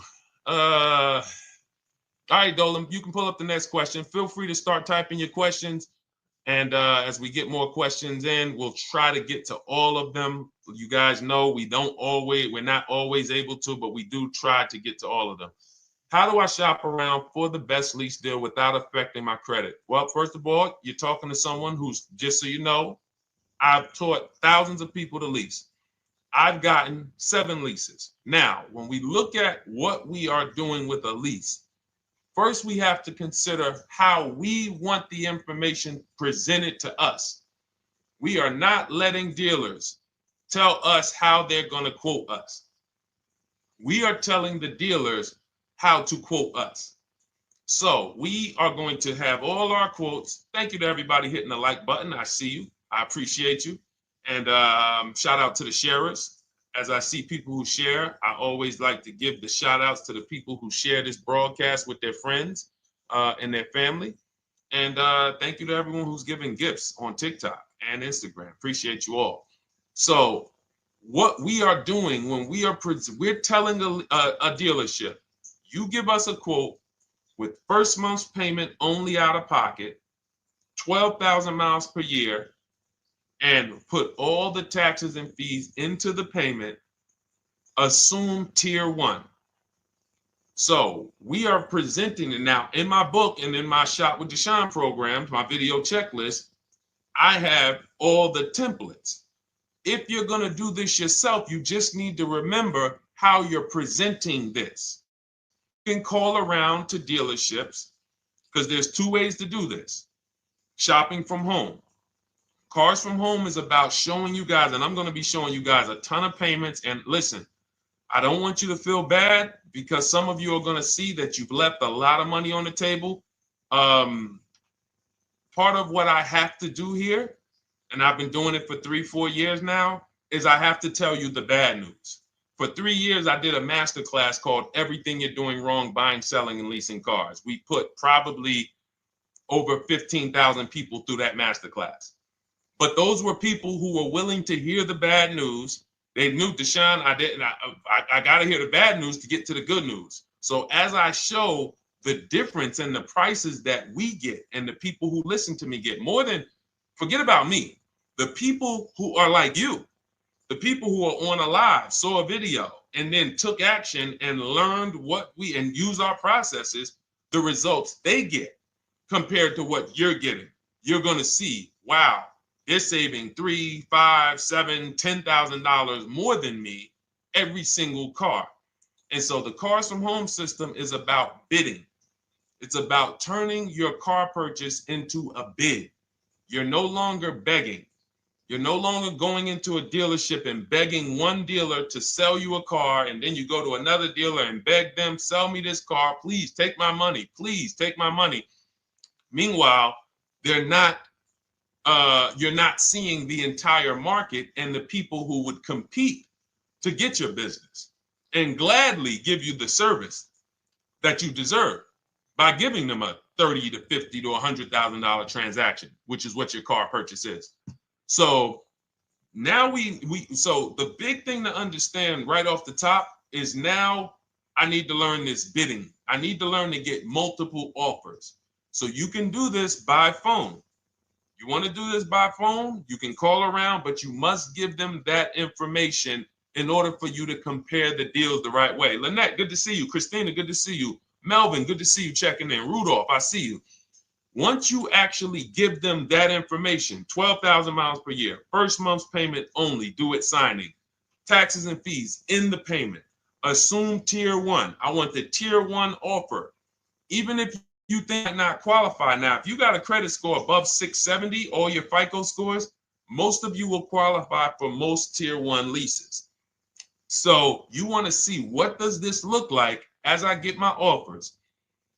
Once you get your offers in this format, you can use the 1% rule as the gauge. The 1% rule is been around for more than 20 years. Everyone who leases and who's savvy, we understood if your lease payment is 1% of the MSRP or less, you stole the car. That includes taxes, that includes fees. You're still in the car.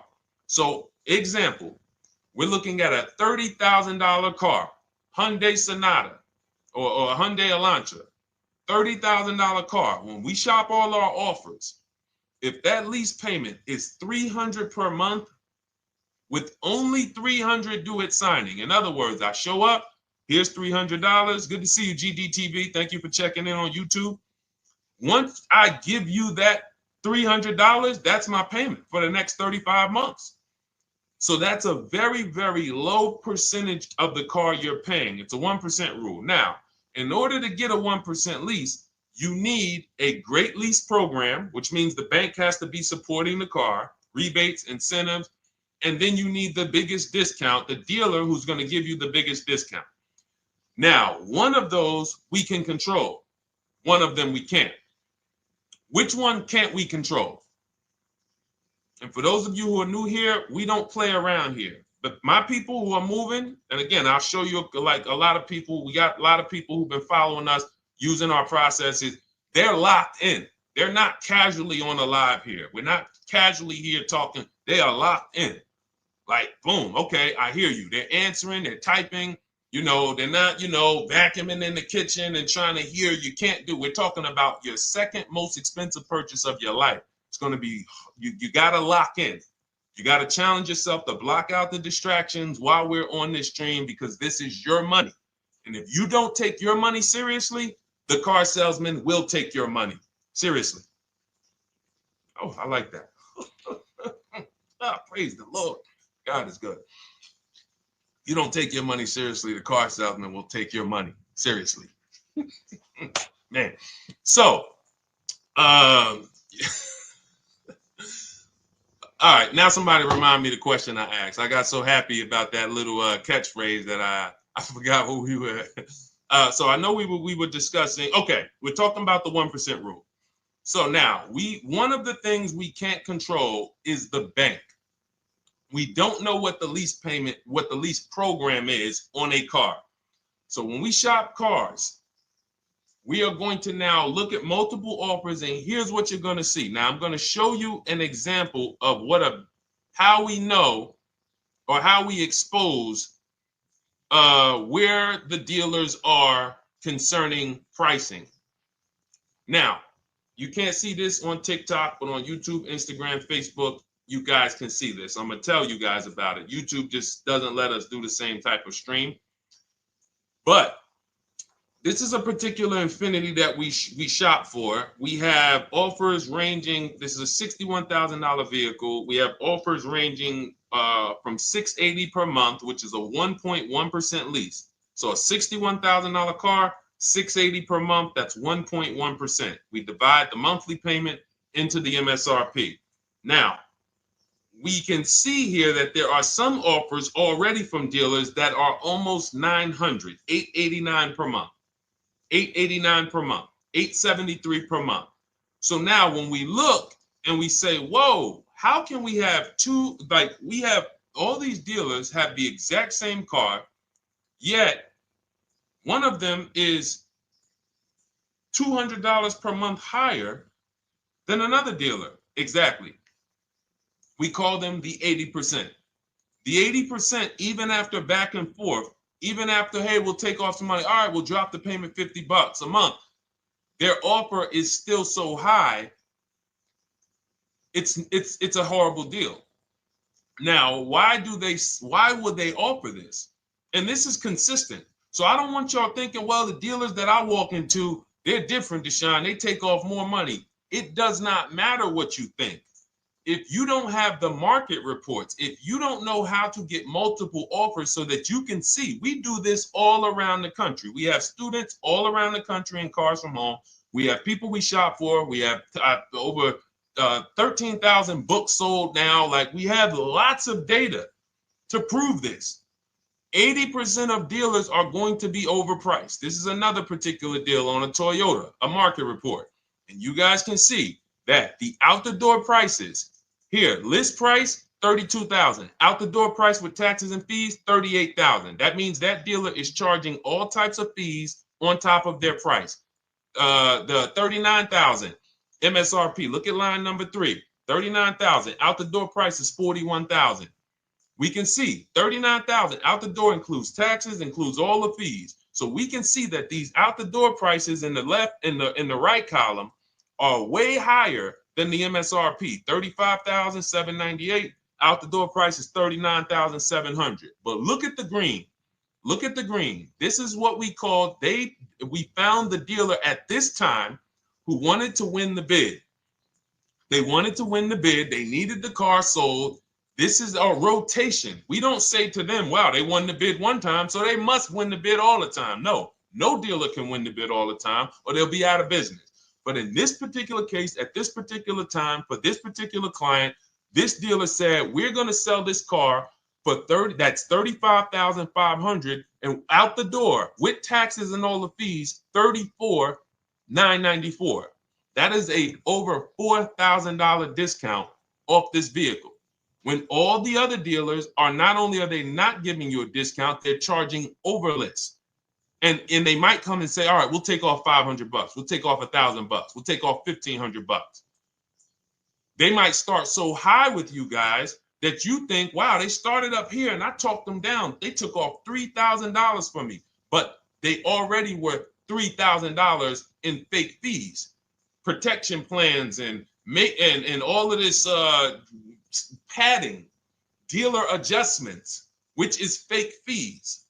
So whenever they say, because the dealer gets a minimum of a 6% profit margin, from list to invoice, we have profit. From invoice to holdback to triple net, we have money. That's all the profit margin. On top of that, when we add a dealer adjustment, what we're saying is we're going to sell this car to someone who does not have the skills to find our competition. And they're going to come in, and if we got to take off $2,000 to make them think they won, this is what we're going to do.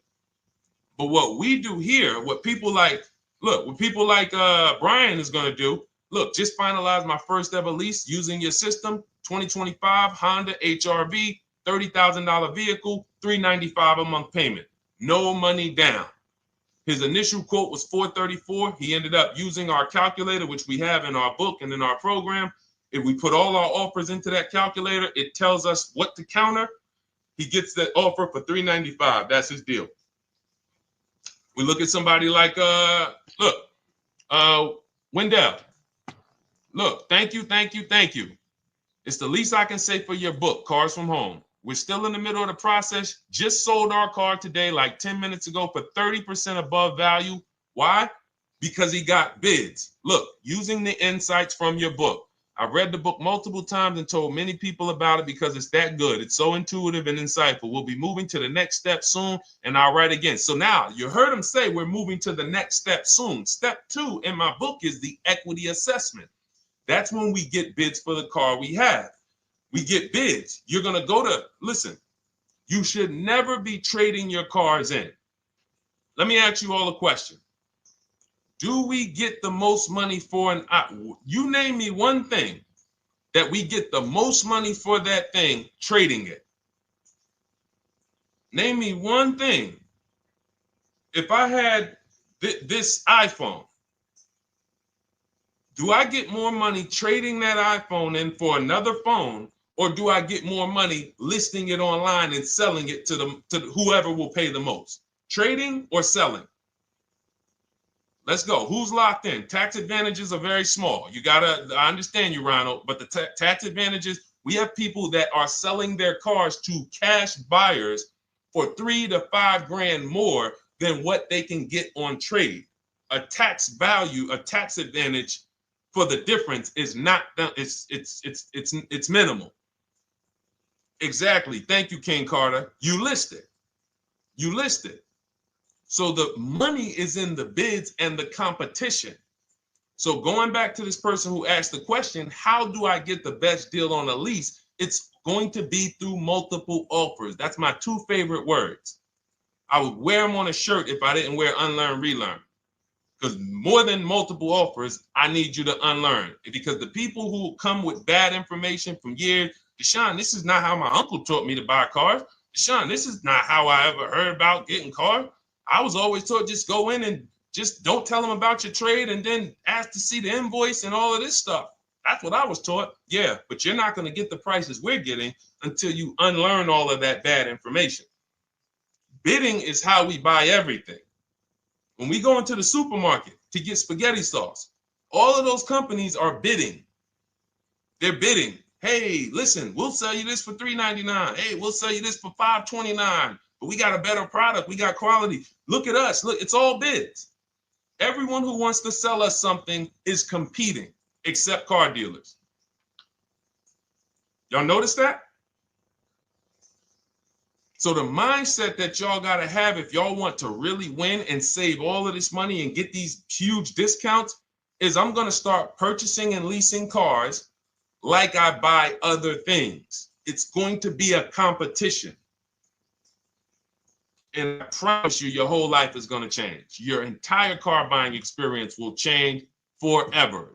You will be sitting here just like my man Ken, graduated, $585 a month payment, no money down on his Nissan Murano Platinum, $50,000 vehicle. He's paying $585, no money down. $50,000 vehicle.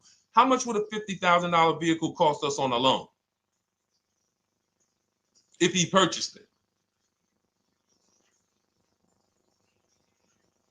How much would a $50,000? Some of you know every $5,000 is how much per month. Let me see who's locked in. Who's locked in? Every $5,000 is how much per month on a loan. I see you, Daniel Thompson. Check in. Good to see you, Dane. Thank you for breaking it down with complete truth. Keeping eyes wide open to know what to exactly expect. There you go, Dane. Welcome. Glad to have you here.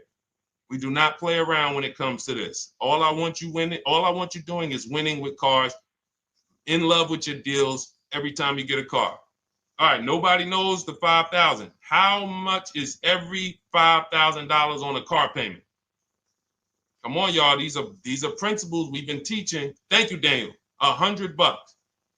Thank you. $100.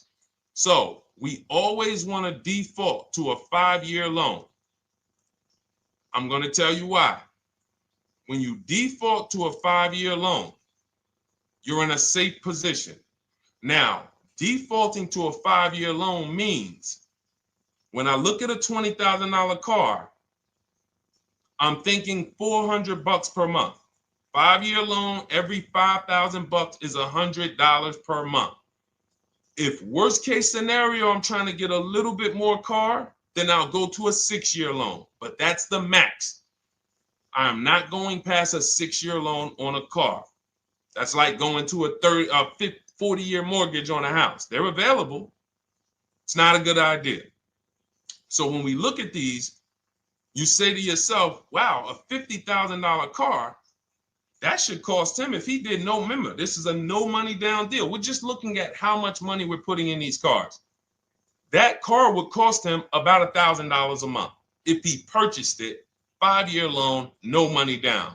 Which is why when people purchase their cars, what do they typically do?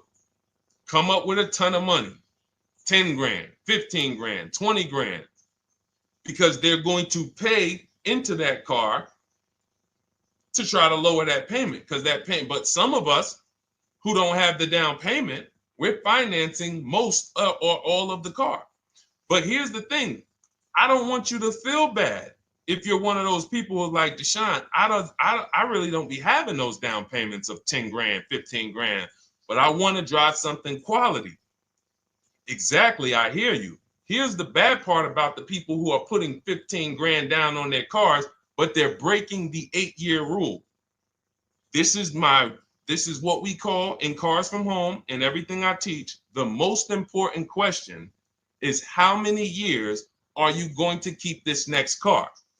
If it's not 8, then we don't purchase those cars, because here's what happens with people who go into their bank account, slap $15,000 down in a car, and don't keep the cars 8 years. And if anybody's willing to be honest, they will confirm this right here on the stream. When they go to replace that car in 3 years or 4 years, they literally have a little bit of equity. Maybe they're just breaking even. They're not getting that 15 grand back. It's gone. It's gone. Anyone who puts 10 grand down on a car and then comes back in 3 years, 4 years, all right, I had the car 4 years, 5, listen, I'm going to switch this thing up. They still have a payment. They are barely breaking even. Meanwhile, their payment was 400 or 500, almost double what it would have been if they leased a car, got a below market lease, and they drove a car, no warranty after 3 years, they're driving an inferior product. So if it sounds like I'm here to destroy people from purchasing who are not keeping their cars long-term, that is the goal. Because as long as you are buying cars that you're not keeping 8 years and you buy them, you turn around and you replace them, you are going to continue to spend way more money than people getting below market leases like Ken and like a lot of other people I'm going to show you on the stream. Lots of other people. Look, dealer American Senior Benefits Plan. He's enrolled with us under his company name. Dealer MSRP on this car was $36,300. 2025 Kia Sport X line. MSR, boom, boom, 561. Monthly payment is $400. Use the system back and forth. Got $400 a month on a 2025 $36,000 car. Once we put our taxes and fees in that would be a $700+ payment. $700 payment. He's paying $400. And y'all wonder why people are losing cars. $300 more per month to drive the same car? It's ridiculous. Imagine somebody like you, when you learn, now you're pulling up. I'm going to tell y'all one more story, and then we'll go into some more questions, because you might not remember what I'm saying. So those of you who have the book, you got this for the rest of your life. But you will remember, hopefully, a story. I'll tell you about my neighbor. So my neighbor finds out that I'm into this car business and that I educate. And he said, hey, Deshone, I was watching some of your videos and I come across this 8-year rule that you teach. And his wife had actually had a Kia Telluride. Popular vehicles, probably been one of the most popular SUVs, that the Palisade, since 2007, 2019. Super popular vehicles. People were charging $5,000 over sticker for them during the pandemic. People were paying it. We were getting them at discounts. Now, his wife totals the truck. She has an accident, totals the truck. She's fine. Truck is totaled. He was financing it. He said, Deshone, I see this 8-year rule thing, man, and I don't keep my cars 8 years. I said, okay. He said, so I'm thinking I should, like, you're saying I should be shopping for a lease on my next one. I said, exactly. I said, make sure you get multiple offers, because if you just walk in and say, hey, work me up a lease, they'll give you the same payment you had on the purchase. And then they'll tell you something ridiculous that they want you to believe, like, hey, the lease is the same price as the purchase, so you might as well just purchase it. And people believe this stuff. Now, I said, you get multiple offers, stay at home. He calls me, he says, Deshone, I got the new version of the Telluride, new. I'm paying $479 a month. He's $497, and then he said, I think he put down like $1,000, bring it down to $479.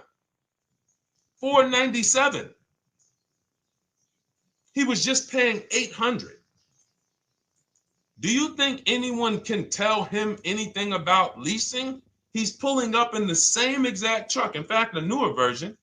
He knows he wasn't going to keep the car long term anyway. He's not going to pay it off and then keep the car and have a paid off Kia Telluride for 10 years. That's not what he does. He keeps them 3 years, 5 years, 7 years, and then he replaces them.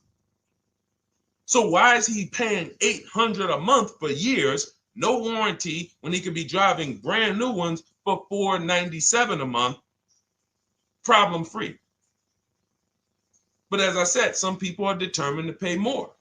But the people who, once you get this leasing thing, if you're not keeping your cars, it will change your life. Now, again, I got a car I'm purchasing, we're keeping it. Anything you are buying, keeping 8 years, forget about leasing. It shouldn't be a thing. Who keeps their cars more than 8 years? Let us know. You're an 8+ year person, let us know. In fact, I don't even want to ask, who has a car right now that they've had more than 8 years? And then we'll answer. I want to get Kathy's question too. And then let's get some purchase questions. Let's get some used car questions. Let's get some bank financing questions. We do it all here. But one of the most misunderstood subjects is this leasing thing, and it is costing you guys thousands of dollars every year. And you're driving old cars with no warranties, paying high payments on them because somebody told you you should be purchasing cars.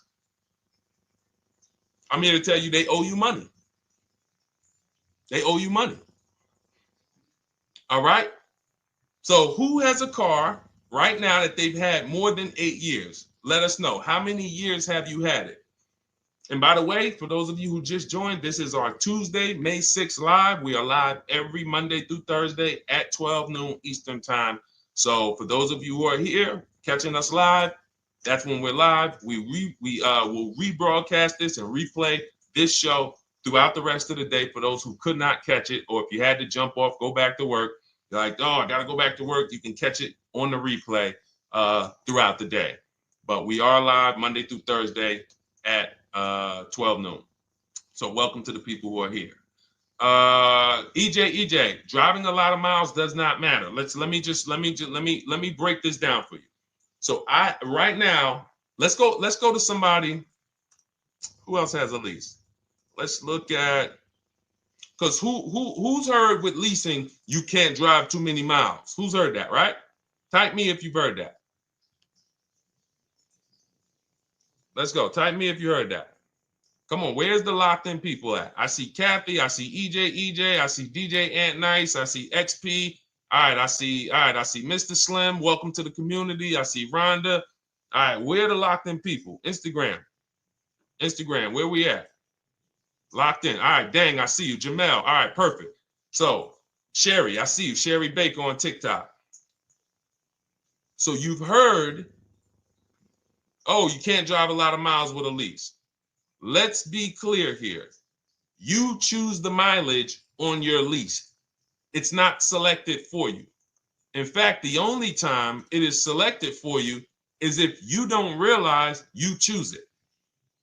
That's the only time they're going to choose your mileage for you. If you go in and you do something like, hey, work me up a lease deal, they're probably going to work you up a 10,000 mile a year lease deal. And they're probably going to say, hey, you need $3,000 down, and this is going to be your payment. And next thing you know, it's a high lease, and it's just terrible. Happens all the time. We tell people how to quote us.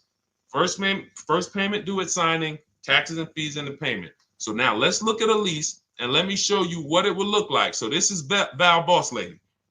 She's in our Shop with Deshone program. Everything that you guys know that we're talking about here, if you're like, hey, I really, really want to go deeper, I want the step-by-step, the blueprint, that's my digital book, Cars from Home, 7 Steps to Saving Time, Money, and Avoiding Dealerships. Normally $97.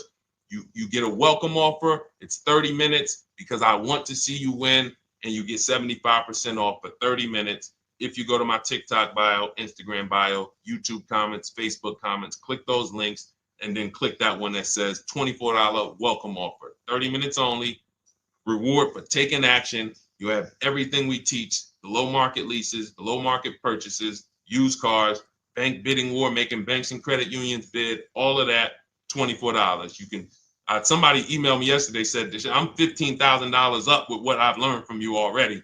And so if you can get it for $24, you can save tons of money for the rest of your life on a $24 investment. In this case, Val's in she's more of a wants to do it with me type. Videos, checklist, she doesn't want to read. That's our Shop with Deshone, do it with me program. I coach people. And so she gets a deal on this particular car. Same information, by the way. Not better information here than the book. It's just different learning styles. So she gets a $51,000 electric vehicle, 2025, beautiful vehicle. She's paying 1.16. So her payment on this car, on this $51,000 car, let's continue to make sure we understand the price of these cars. $51,000 car, her payment is $591. No money down. Now, some of you might say, wow, if I got $591, I'd probably put like $3,000 down, bring it down to $499. You could do that. That's how we can do that because she already got an incredible deal. Then we're just determining how we want to structure our payment. And thank you for everybody sending me gifts. I appreciate you. Thank you for all the badges. I don't take it for granted. And thank you for everyone who's hit the like button. Those of you who are double tapping the screen. Every time you hit something on TikTok, you like it, you double tap the screen, you keep running those likes up. We appreciate you. It does matter. It helps spread the word.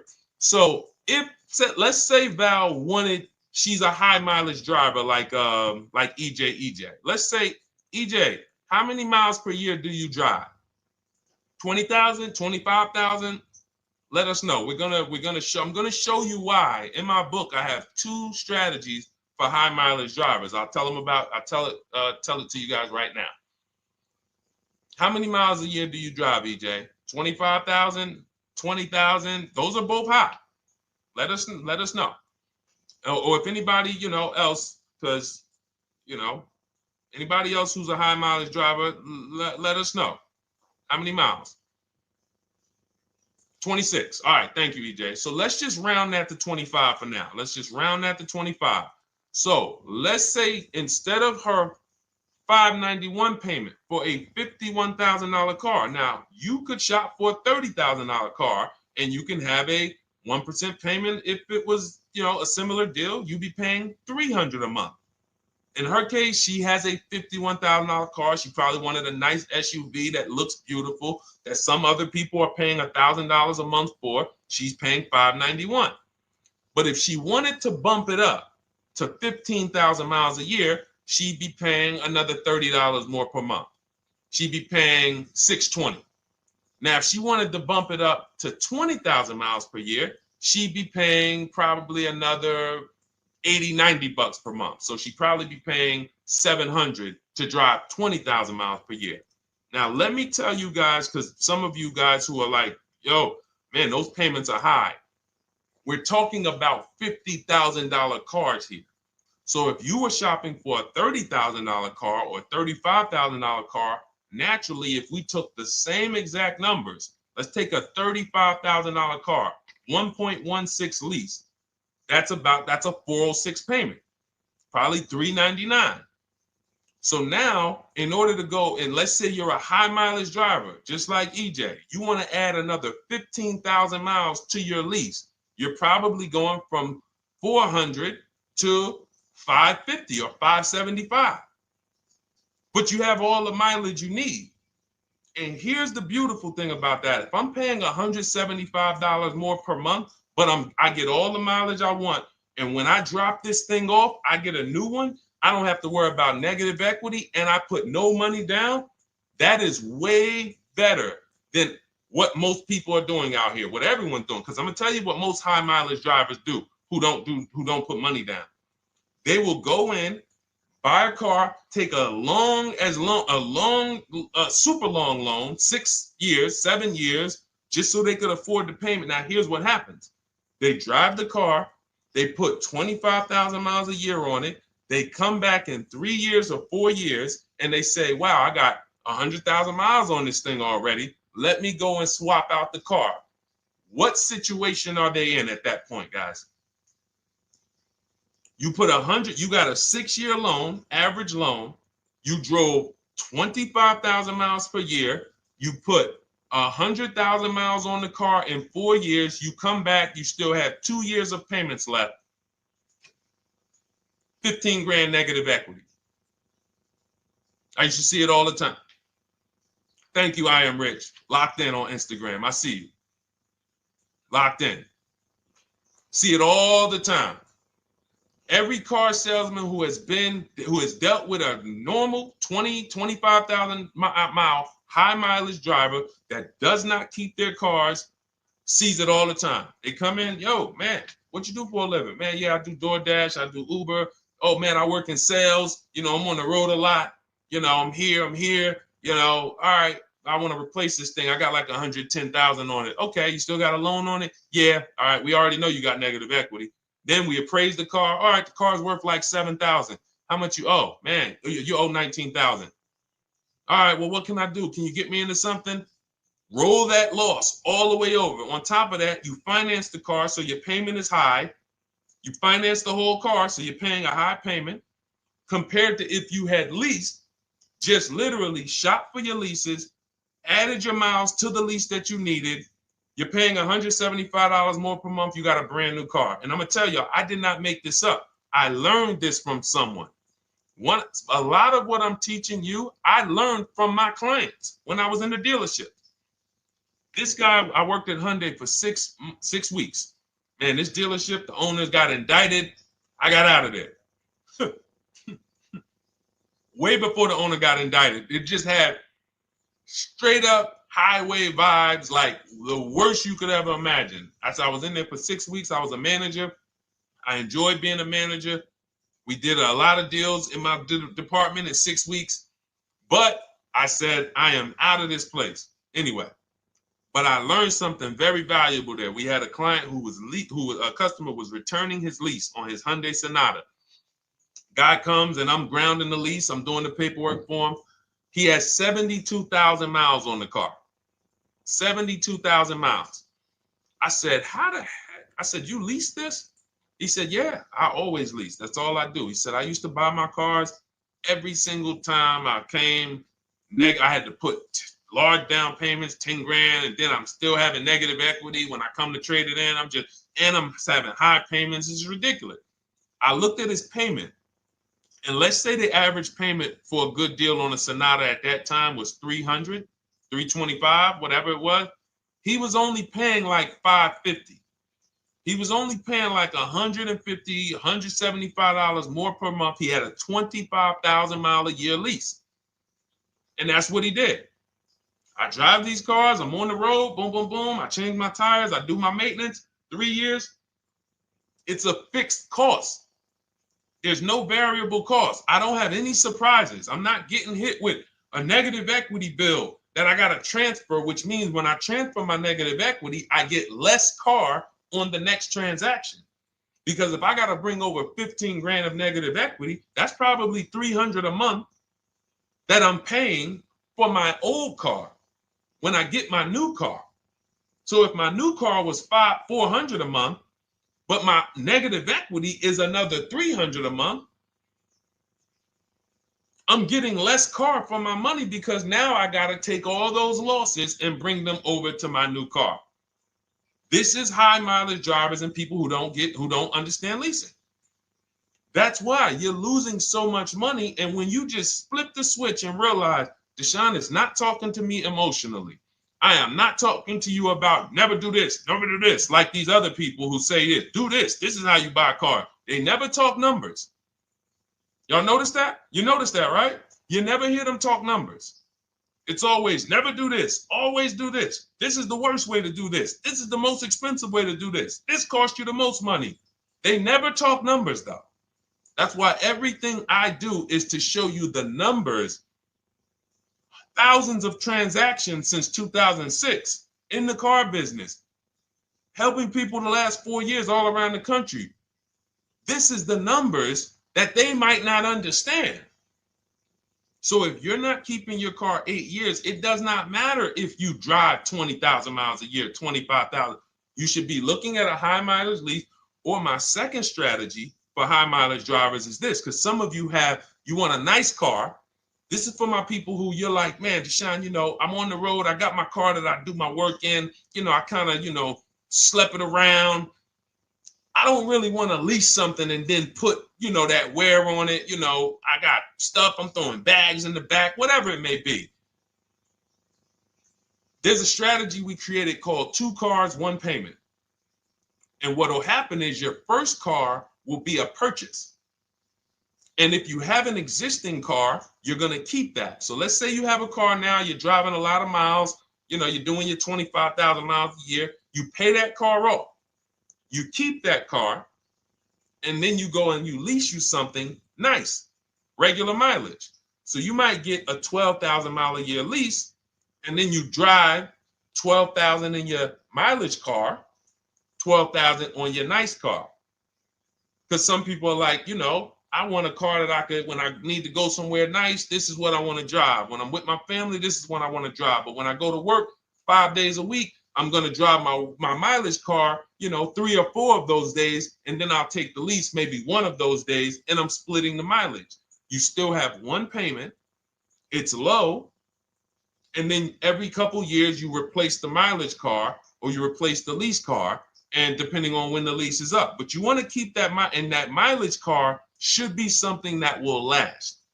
Ideally, something that you can get 200, 300,000 miles a year out of that car, because that's what that car is there for. Man, I'm hopping in this thing, man. Oh, transmission went out at 170,000 miles. Go get you a rebuilt transmission, boom, boom, drop it in there for $2 grand, get another 80,000 miles out of that car, but you still got your lease car and you're just splitting the mileage.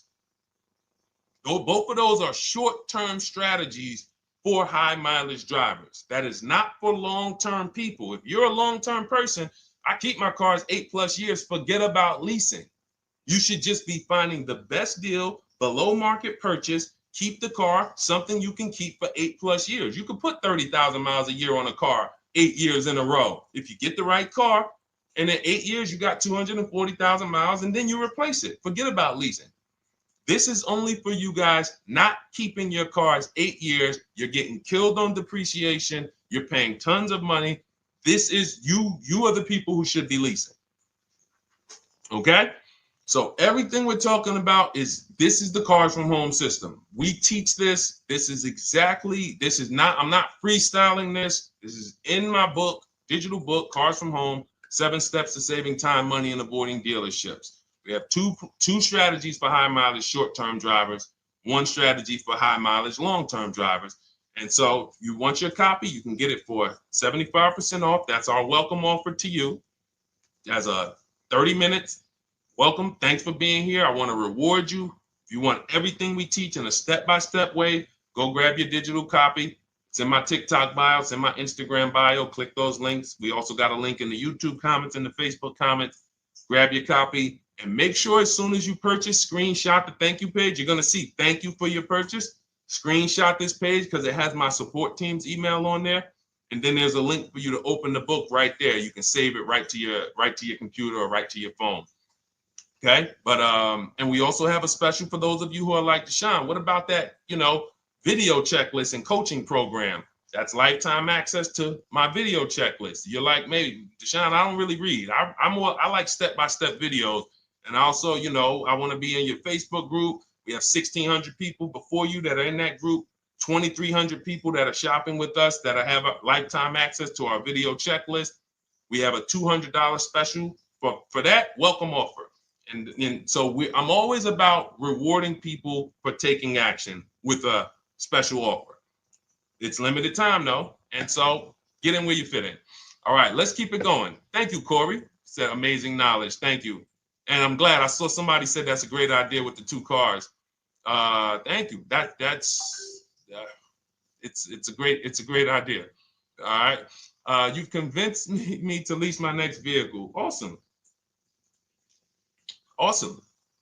Does your service shop for lease terms on the car? Absolutely. If you qualify for done for you, that means you just want to relax. That means we only shop for new cars and leases for people, new purchases and leases.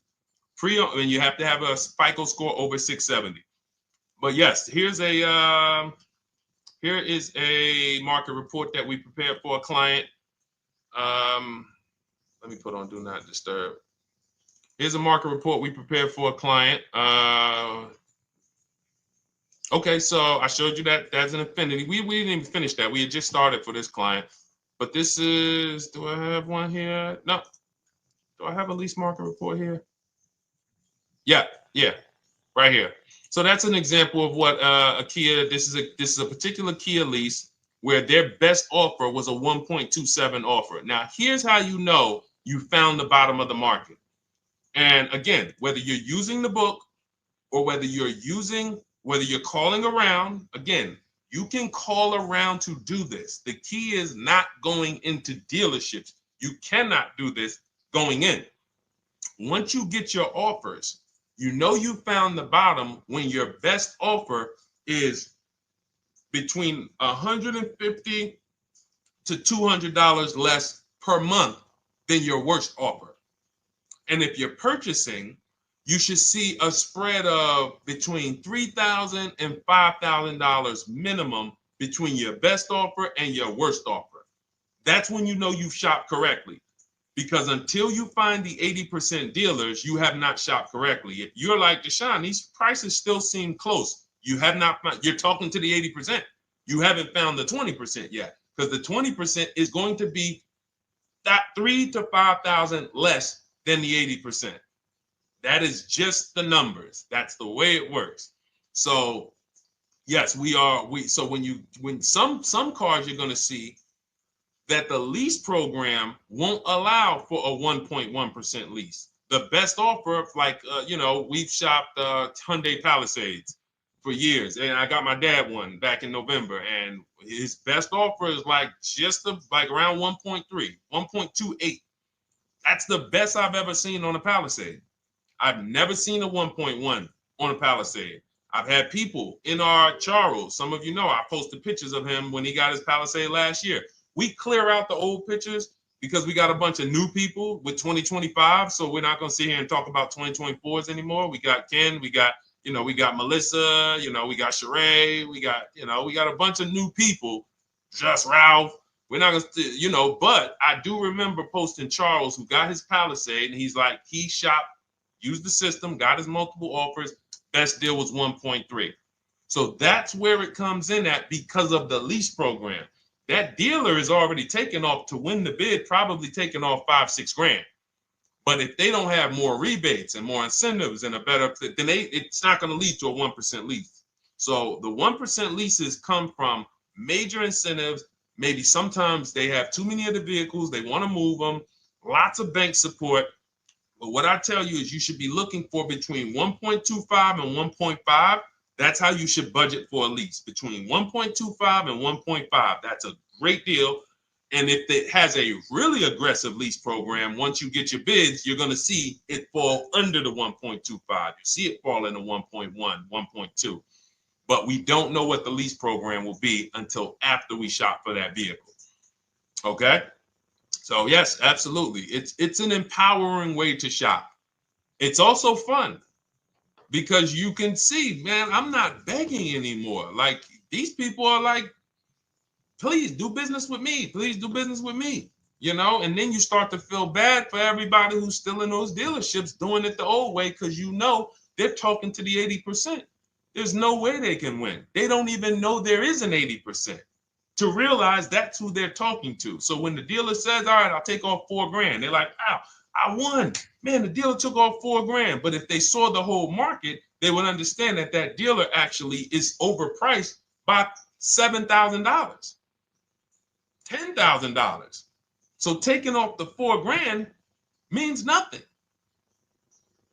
It's just sad. It's a sad thing. And that's why I spend my time trying to convert you guys from negotiating one-to-one to getting multiple offers so that you can see for yourself. All right. Thank you, Julie, name Richardson. Thank you for sharing. XP got the number 2 gifted badge. Forgive me because I don't really know what that means, but I just know that's what it's saying. So I appreciate it. Thank you, Corey22. Sherry Baker, thank you so much. Number 1 gifted badge. All right, let's go to some more questions. We got some more questions. Dolan, I'm sure you got a lot of them. And what I'm going to do for the rest of the broadcast is just try to do rapid fire questions and answers. Okay. And if you guys want me to go deeper on any particular subject, then just feel free to say, hey, could you go deeper on that? How do you get a car loan with bad credit? Well, we have a resource. It's not our company. We have nothing to do with them. But we always try to stay up to speed on who's financing people with bad credit, because the goal is you don't want a dealer controlling your financing. Somebody just came up to me. He's a neighbor. He's like, aren't you in the car business? I said, well, yes and no. He's like, well, listen, I got a connected Acura. Anybody you send me, they get anybody approved, I'll give you $1,000. I said, okay, cool. Thanks for the information. For them to give me $1,000 just for sending the customer, and he's also a middleman, he's not a salesman, how much money are they making on the customers?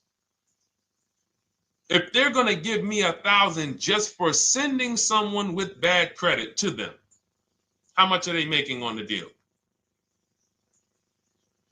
Arms Reach, congratulations. Just got my book. You use it when, please send me your email testimonial. As you use it, just as you do your equity assess, everything, email me. Congratulations. How much are they making? We can imagine, right? If they're giving me $1,000 just for bringing them the customer. So this is what happens when you let the dealership control the loan. Because why do we separate? All right, I'm gonna break something down I call the 3 pillars of great car deals. Three pillars. You can't get a great car deal without maximizing each pillar. And some of y'all that have been with us for 3 years, y'all already know the 3 pillars. First, who you buy your car from.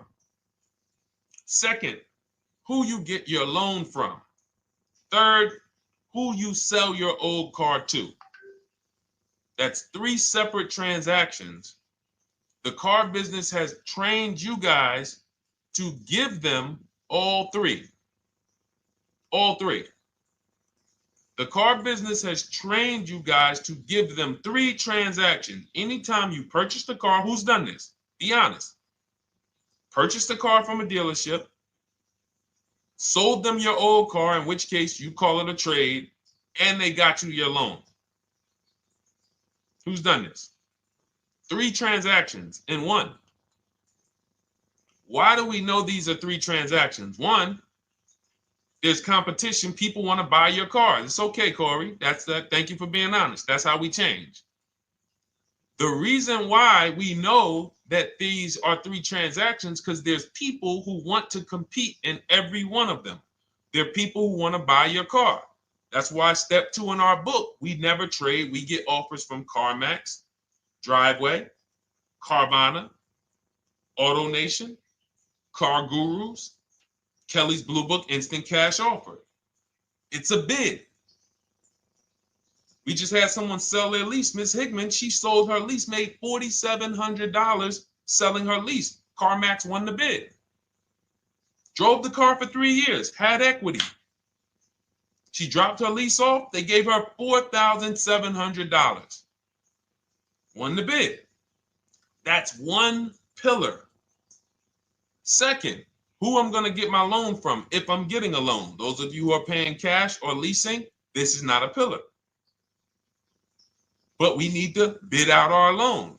We had a great talk yesterday on our show yesterday where I asked, who do you guys get your loans from? Most people said the bank, the credit union, the dealership. One person said the right answer, whoever gives me the best APR. That's the right answer. And then we have who we buy our car from. There's banks and credit unions that want to compete for our loan. There's multiple dealers who want to compete to sell us a car. So we can't get a great deal until we have bid out each pillar. And that's why when we have bad credit, if we let the dealer now control, this dealer has a car. We didn't bid out that car to find out, is it a great price? Now they're also giving me the loan and they're charging me 25%. We didn't bid that out to see, is that the best loan I could get, even with my bad credit? Is that the best loan I can get? So the key, what you want to do first, if you have bad credit, is I'm online looking for anyone who will finance me with bad credit separate from the dealer.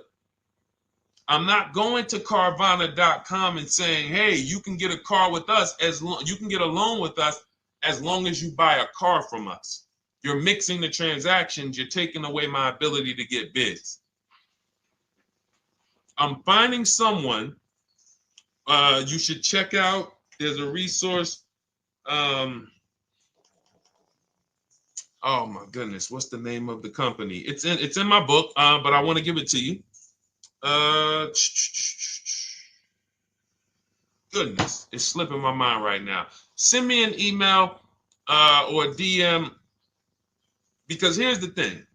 If you use just that part and get the loan funded, but you don't know how to bid out everything else and structure your transactions, and are you keeping the car 8 years? Because if you're not keeping the car 8 years and you're like, Deshone, I hear you talking about leasing. I'm not keeping my car 8 years, but my credit's not good. The only purpose, if you telling me that I could be driving brand new cars for cents on the dollar, but I don't qualify right now, this car that I'm going to get is to set me up. So I'm not going to get a $30,000 car. I'm going to get me a $12,000 car, $10,000 car, the cheapest car I can get a loan on, so I can establish a payment history. And once I establish a 2-year payment history, yeah, I'm going to drive a car less than what I could drive. I got the money. I could afford more than this. But you're not setting yourself up for the right transaction. You should be setting yourself up and saying, all right, I'm going to sacrifice with this car, drive something that I know this is not my ideal car, but I'm going to build 2 years of payment history. So when I go and I swap into my lease in 2 years, I'm out with a brand new car. I'm paying cents on the dollar, and I won. But it was a plan. It was a long-term plan. This is the second most expensive purchase of your life. You can win every single time, or you can lose and set yourself and your family back 5 to 10 grand each car or more. Every time you get a car, it's 5 to 10 grand more you're coming out of your family's bank account than what could have. Then you got the car breaking down. Now you got tow trucks, all because you don't have an actual plan you're rolling out. And that's what I see a lot of people do with bad credit. Oh man, I got bad credit. I'm just going to go and get me something. I could afford $600 a month. And they go and buy the most expensive car. But because 25% interest is on the loan, they're not getting the most car for their money. Now, 3 years down the road, they're going to pay the high payment, still have negative equity because their interest is so high. And then they go and swap and do it again. And because the payment's so high and the car is older, because they want something fancy, but they really can't get that because, again, the interest is high. That's eating into their budget. Now they're going 3 years down the road. They missed 3 payments. They were late 3 times, so they're no closer to leasing. Credit's still bad. This is disaster. So if you're a long-term person, I break it down for you guys into two groups of people: long-term, short-term. Long-term high mileage driver, short-term high mileage driver, different plan. Long-term bad credit person, short-term bad credit person, different plan. If I'm a long-term person with bad credit, here's what I'm doing: finding the absolute best car I could find, getting bids, either new cars or used cars. We got the strategies for both. You can use the marketplaces, cars.com, Car Auto Trader. We got a whole strategy for how we find used cars, but you find that car, you pay your loan of 20%, 19%, 18%, if that's the best you can get. Because here's what you're going to do. In 2 years, you're not swapping into a lease. In 2 years, you've established a payment history, you fixed your credit, and now what are we going to do? You got a quality car. You're not thinking about trading it. You're not thinking about replacing it. You're like, man, this is my car. It's a great car. I'm just paying daggone 20% interest. What do I do now after 2 years? Now that my credit is good because I got a quality car, dependable car, I'm focused on fixing my credit over 2 years. What am I going to do after 2 years? Anybody?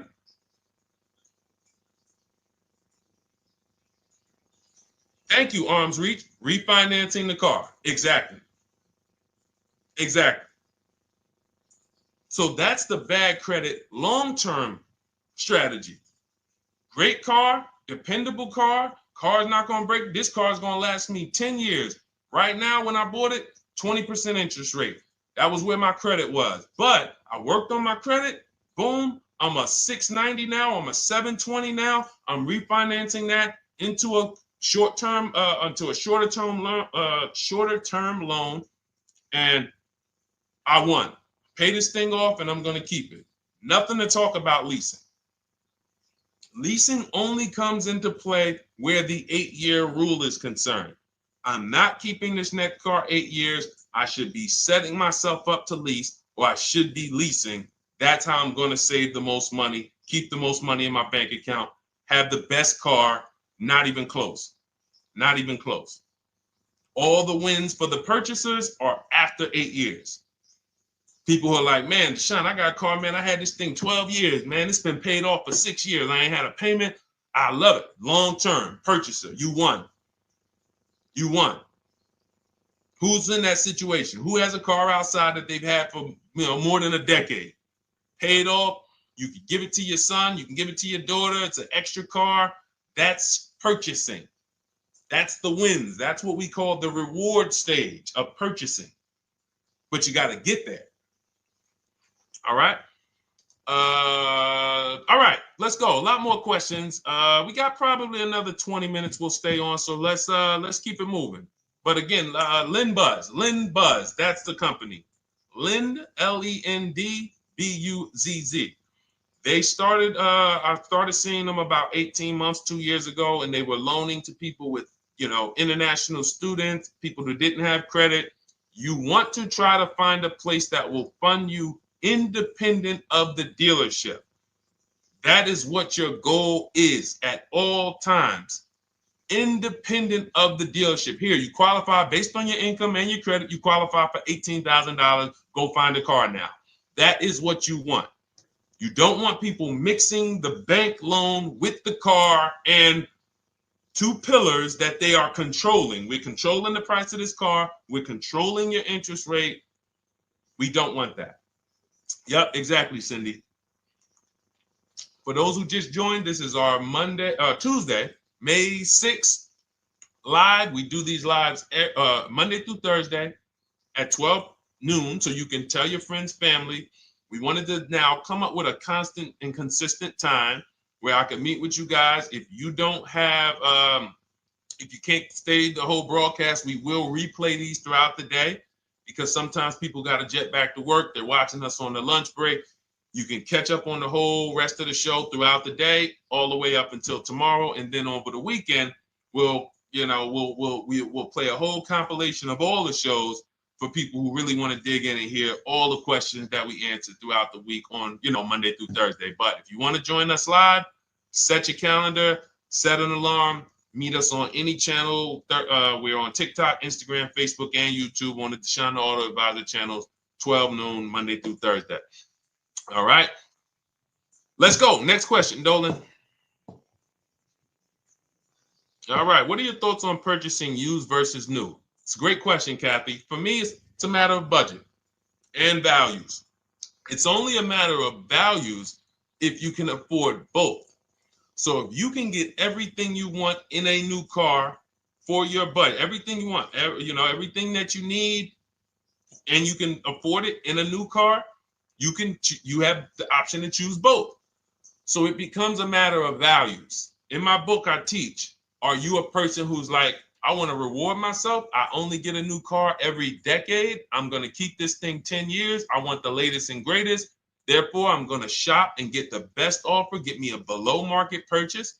Because y'all notice I always put in a caveat of a below market purchase, below market lease. That's all we're talking about here with Cars from Home.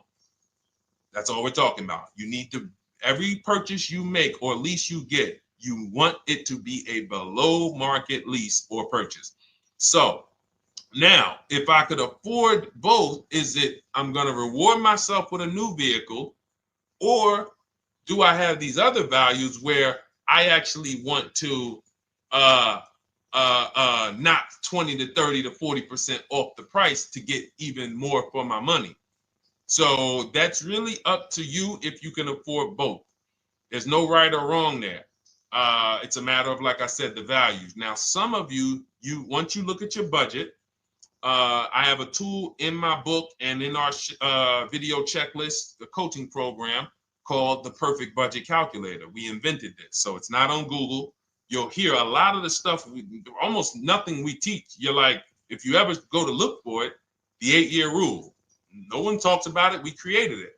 This is our intellectual property that we created to teach you guys to create these boundaries, the rule of 72 and the 10th birthday, 1.5% rule for overpaying for leases. These are all things that are absolutely proprietary to Cars from Home. But one of them is this Perfect Budget Calculator. Sometimes when we're factoring budgets with most calculators, they don't include fees that we know dealers have.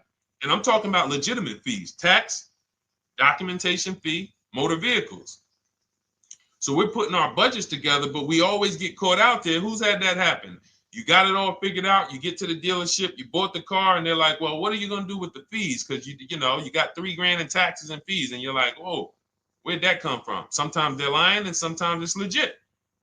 But none of these calculators factor in the fees and everything like that. So we created this Perfect Budget Calculator that does. But here's the thing. Once you find out what your budget is, even if you're budgeting with a normal calculator, just add a couple thousand to account for the taxes and the fees. But you might see, I can't get everything I want in a new car for this budget. Everything I need, I can't get for this $24,000, in which case I need to go and look for a pre-owned one. So that's why I said, in reference to your question, Kathy, what are my thoughts on purchasing used versus new? It's a matter of values and budget. Budget first, because budget will determine if you can afford both and get what you want. But if you can afford both and get what you want, then it's a matter of values. Okay? So again, everything we're going over is in my new digital book. It's called Cars from Home, 7 Steps to Saving Time, Money, and Avoiding Dealerships. It's 5-star rated. Thank you to everybody who has taken the time to rate it and review it on Goodreads.com. It means a lot. And we can't continue to get this information out without you guys. So we appreciate you. And you can get your copy instead of $97, you can get your copy for $24 as part of our welcome offer. So that's 75% off.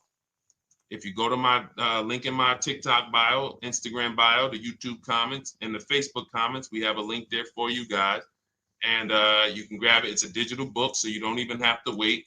It'll be in your inbox by the time you jump off the stream. But make sure when you get it, you screenshot that thank you page, because it has my support team's email. Sometimes you may be rushing, you're trying to get back to the stream and you type your email in wrong. Also, as soon as you purchase, the link to open the book is right there. So it'll say open the book below. You can save it to your computer. but I would rather you get it for $24 than $97. Although we've sold a lot at $97 because people feel it's worth every dime. You're going to save thousands and thousands of dollars for the rest of your life using what's in the book. Your first transaction, you probably save $4,000 to $6,000 to $8,000 depending on the car. So $97 is great, but $24 is even better. All right. And for those of you who have a different learning style, you'll see in there, shop with Deshone. You're more of a do it with you person. Do it with me, Deshone. Okay. We have lifetime access to shop with Deshone, and I coach you personally for 6 months. So we jump on Zoom calls twice a month. And some of you who may qualify for done for you, just do it for me. If you qualify for that, we have a welcome special for that too of $300 off. So get in where you fit. And those of you who are new or you're like, Deshone, I like what you're talking about, but I still don't trust you. You can start with our free cheat sheets. So just start somewhere so that you can start to reinvent how you're car shopping. Magley, how are you? Oh man, of course I remember you. Following for years. You actually were following me from the time God blew me up on TikTok. That was 2021. So I absolutely remember you and I appreciate you. And yes, it's so good to see you. Absolutely. Absolutely good to see you. All right, Dolan, we got a couple more questions. We got time for a couple more. Let's try to go as fast as possible. The discount for the book is not working. It says time ran out. It's 30 minutes. I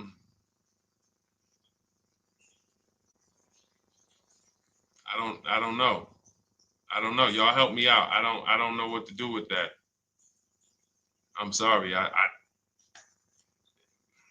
If the welcome offer for $24 was not really 30 minutes, then that means I'm just lying to you. You know what I mean? I'm just like, oh yeah, it's 30 minutes, but come back in 2 hours and it'll still be, you know what I mean? It's, start with the cheat sheets. You know what I'm saying? Like start with the cheat sheets. Get yourself your free cheat sheets, and start there. And when you feel better about working with us in some capacity, you go to the next step. Start with the free cheat sheets. All right, let's go, Dolan. So I'm a new driver. Should I be looking to be an 8-year person or a lease person? Well, I'll tell you this. I got 3 young adults. 2 my daughter, my daughter who's 18, my niece who's 20, and then a young man that I, basically like a son to me who's in the Navy and he's 21. Well, he'll be 21 this year. So he's 20. Now, they all called me in the last 3 months because my daughter's getting her license. My daughter didn't call me. She's getting her license in the next, in June. And we've all talked about this. How should I get this car? Now, my situation when I was 22, I'd already bought a $500 Mitsubishi Eclipse. Transmission went out on me probably after 6 months. And then I bought a buy here, pay here car. This is before I got into the car business. I got into the car business, I was 22, working for Pontiac GMC Buick. So I get this buy here, pay here car. It was a quality Chevrolet Cavalier. I didn't know anything about cars, so I went to a local spot. They said, hey, put down this, just pay us $50 a week. So I did that. But 22, I had my daughter, and my boss says to me, hey, why don't you lease something? And I was already selling cars, but I just didn't think, could I even, qualify for a lease? I don't even know what I was selling them, but I'm just literally doing what most salesmen do. All right, he wants to lease. All right, what's the payment? Yeah, tell him it's this. All right, perfect. They said it's that. Oh, that's a little too high. All right, they said it's a little too high. All right, so that's what I was doing. I didn't really understand anything. That's most car salesmen. So I end up getting a Pontiac G6. I'm 22. I paid $256 a month. Now, it would have been less, but I didn't get a tier 1 approval because I didn't have, I think my credit was like mid sixes at that point. And you know, you really want to be over 670 to get most of the tier 1 approvals. But it would only raise my payment maybe 25 bucks. Wasn't a lot. Now I'm 22. I'm driving a brand new 2007. It's still 2006. 2007. I'm pulling up, brand new car, full warranty, $256 a month. At the same time, I have a friend, got a vehicle, Toyota, financed it, went in. She had, you know, we had our, she had a young child, a little older than us, maybe 1 or 2 years older than us. And then she goes and she purchases a car. $500 a month. She didn't get ripped. That's what a $20,000, $22,000 car costs. She got a Corolla. $500 a month. We're 22. Plus insurance. This is enough to break a young person, young family. I'm paying $256. She's paying $500. That right there. When I tell people that story, it's amazing to me how many people will say, Deshone, when I got my first car, my parents took me out. We financed this car. We financed this. I was paying $400, $500, $600 a month. Whether the parents were paying some of it, or they were paying some of it, or they were paying all of it. Thank you, Kathy. Appreciate you sharing. So this is what all of them, all three, well, 2 of them. I don't know about the young man. Because his parents.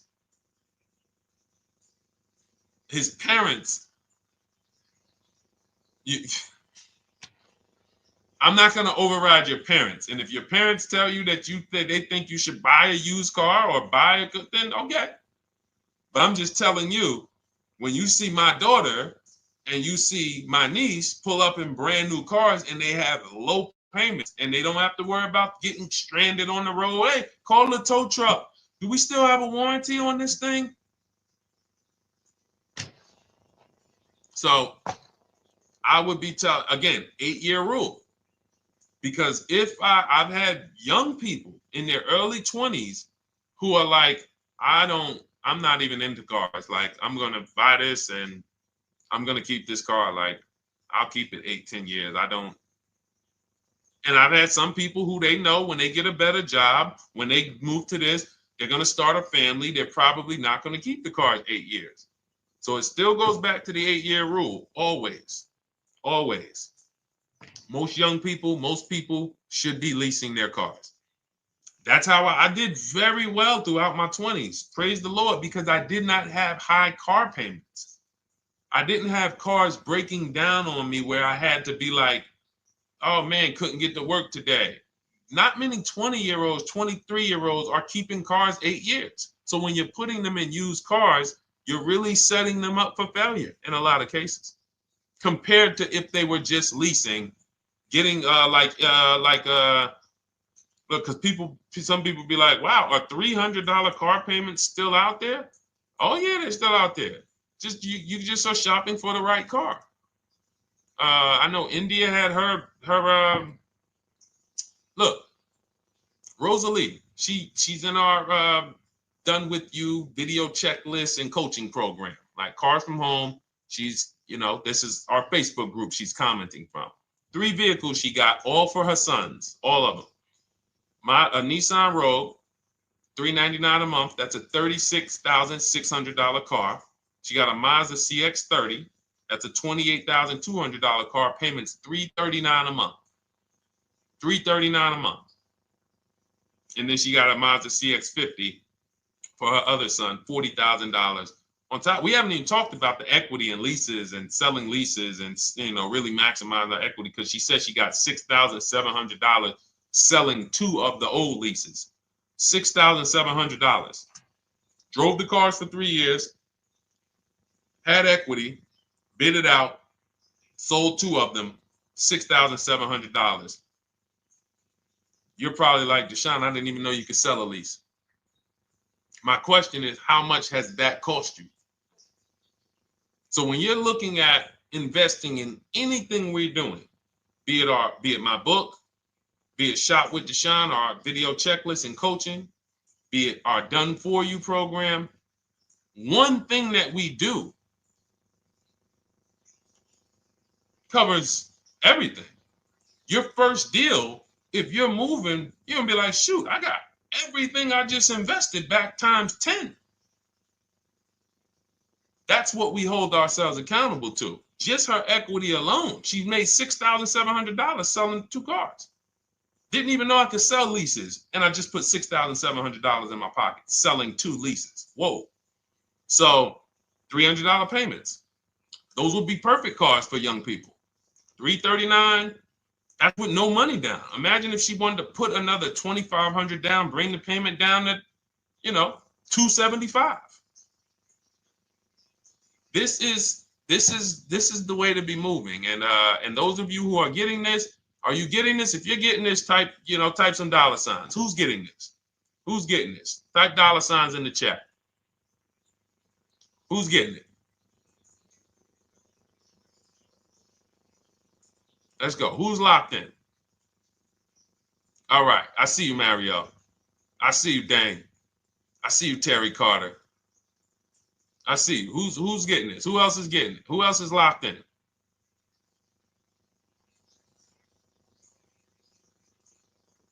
A lot of y'all on here. Listen. I see you, DJ and Nice. I see you, Arms Reach. And I can tell the people that's locked in because they be like, all right, Deshone, you said you're here for 90 minutes. I know we got about 3 minutes left. I mean, I'm hanging for this whole thing. I don't want to miss anything. Shout out to the people that are locked in. All right. Go ahead, Dolan. Should the out-the-door price include your trade? First of all, that's a curse word. All right, we're going to go back to that because I got out of saying that for a while. We do not trade cars. So you probably just popped in maybe about 30 minutes ago on the stream. We were talking about the 3 pillars of great car deals: who you buy your car from, who you sell your car to, who you get your loan from. You in order to get a great deal, a below market deal, you must get a great deal from each one, which means you bid out each one. I bid out, got multiple offers for who I was going to buy my car from. I got multiple offers for who I was going to get my loan from.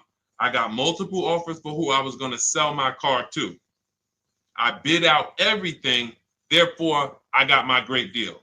If you bid out this, but you don't bid out this, and somebody you get an interest rate of 7.1 when you could have got an interest rate of 5.2, you lost $2,000.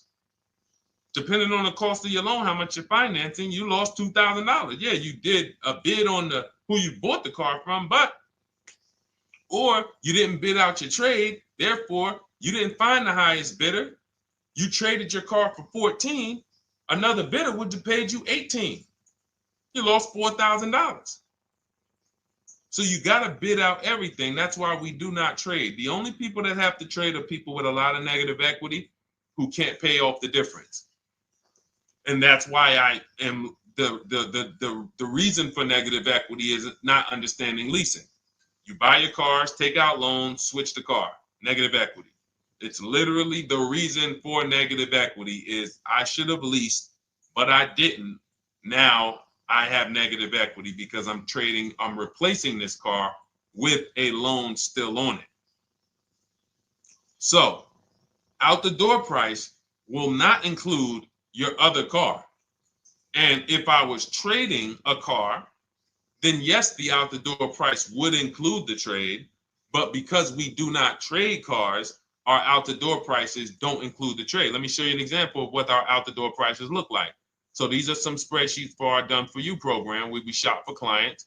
You can see here, this is we shop for a Subaru for this particular client. In this case, look, and you can see the MSRPs for this car is an inexpensive car, $27,000, $26,000. Look at the out the door prices, 29, 30, 30, 29, 29. These are all out the door prices with the taxes and fees. So you can see these dealers are giving either no discount or a little discount. 27 out the door price is 30,000. But look at the winner. Look at the winner. This particular dealer won the bid at this particular time They're not going to win the bid all the time. In this particular case, they needed the unit. $27,900 is the MSRP. Out the door price is $27,463.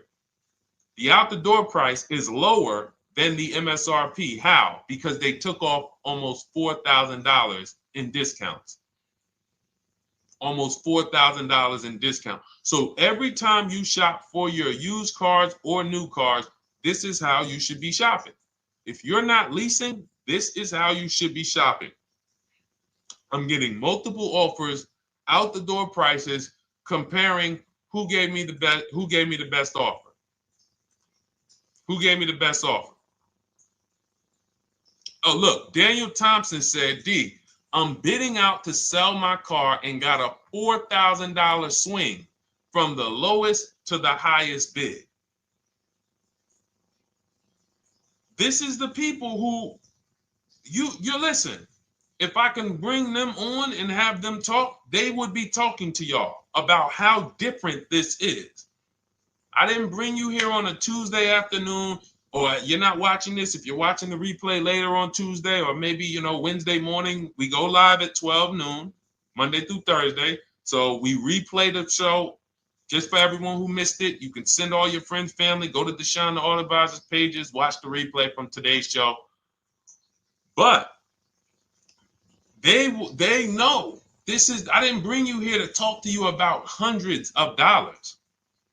We are talking thousands of dollars at all times. There is never anything that we talk about that is hundreds. Let someone else talk to you about how you can save a couple hundred more per month. We might be talking about hundreds per month.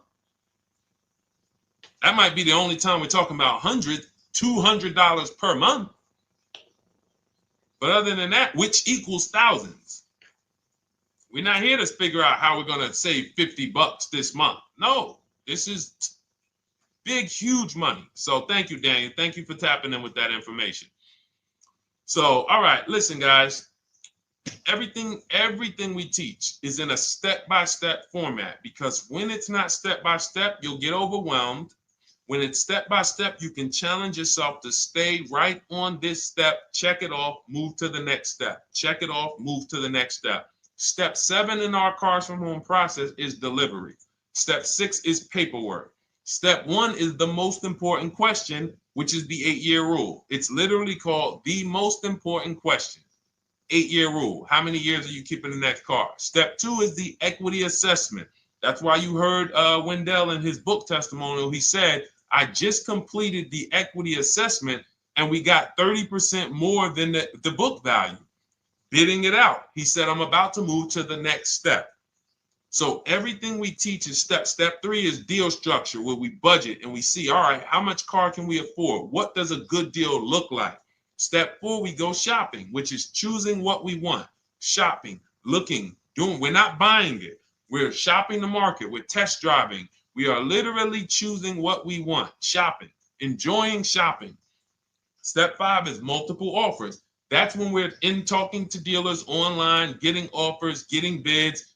Step 6 is paperwork and protection, to make sure that the offer we got is legit. We tied it up. Paperwork is right. We go over extended warranties, tire and wheel, maintenance plans. Do we need them? Key protection. Do we need any of this stuff? And step 7 is delivery. It is a step-by-step path. That is how people win. They're not coming into some college to learn how to be a car salesman or to learn everything I know. No, it's a path. So if you want the blueprint in book form, that's my digital book, Cars from Home, 7 Steps of Saving Time, Money, and Avoiding Dealerships. Normally $97, part of our 30-minute welcome offer. You can get yours for $24 in my TikTok bio, Instagram bio, the YouTube comments, and the Facebook comments. Click those links and then click the special $24 welcome offer. It's good for 30 minutes. And you'll save 75%. If for those of you who are like, Deshone, what about that video checklist? That is our Shop Done With You program. Cars from Home, done with you. You get lifetime access to everything we teach, all our below market videos, and it's short videos. I want you guys getting cars in 90 minutes. 90 minutes. Not shopping. The shopping might take you longer. Deciding what you want, you might be doing that for 2 months. But once you decide what you want, I want you to be able to get below market deals in 90 minutes. That's how I do it. We're not hours and hours to get these car deals. Some of these deals we make in literally 45 minutes over a 3-day period. So that is how we do it. And you'll have access to our coaching program. We do Zoom calls twice a month, first and third Wednesday. And you have a Facebook group with 1,600 people in it that have come before you in the last 3 years. And then for those of you who qualify for shop with done for me, just do it for me, Deshone. New cars and leases only. Credit score has to be over 670 FICO. Book a call with our team. Let's see if we can help you. All of those have welcome specials. The book is 75% off welcome special. Shop with Deshone is $200 off welcome special for 48 hours. And done for you is $300 off for 72 hours. All welcome specials for people to say, all right, I'm taking action. I'm going to take advantage of a lower investment for taking action immediately. And for those of you who you're still new here, you're like, Deshone, I like the information, but I need to get, can I get some free advice first? Let me test out some free advice. You can, of course, go download our cheat sheets, and that's there as well. All of that is in the Cars from Home Toolkit.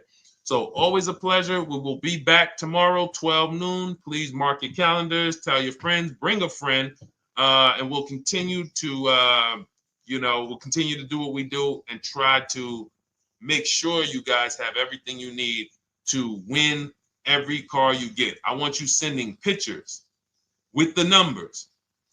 You know you've done it right when every car you get, you have pictures with the numbers. You know people who purchase cars all the time, all post their pictures. Hey, had to upgrade. Oh, just got this. Hey, had to treat myself. Oh, watch it now. But you never see the numbers because they really are not confident in the numbers. They don't want to talk about the numbers. Everybody who shops with us, whether you're getting our book, whether you're using our stuff, and sometimes people who they piece together my social media videos and they'll get it done. But they are sending the numbers. Look at what I paid for this car. Not only did I get a great car, but look at the deal I got on the car. That's when you know, all right, you understand this thing. All right, have a great day, y'all. See you tomorrow. And if you couldn't make the whole broadcast, feel free to watch the replay. We'll be replaying it throughout the day until tomorrow's show. All right, have a great day, y'all. Thank you. God bless you.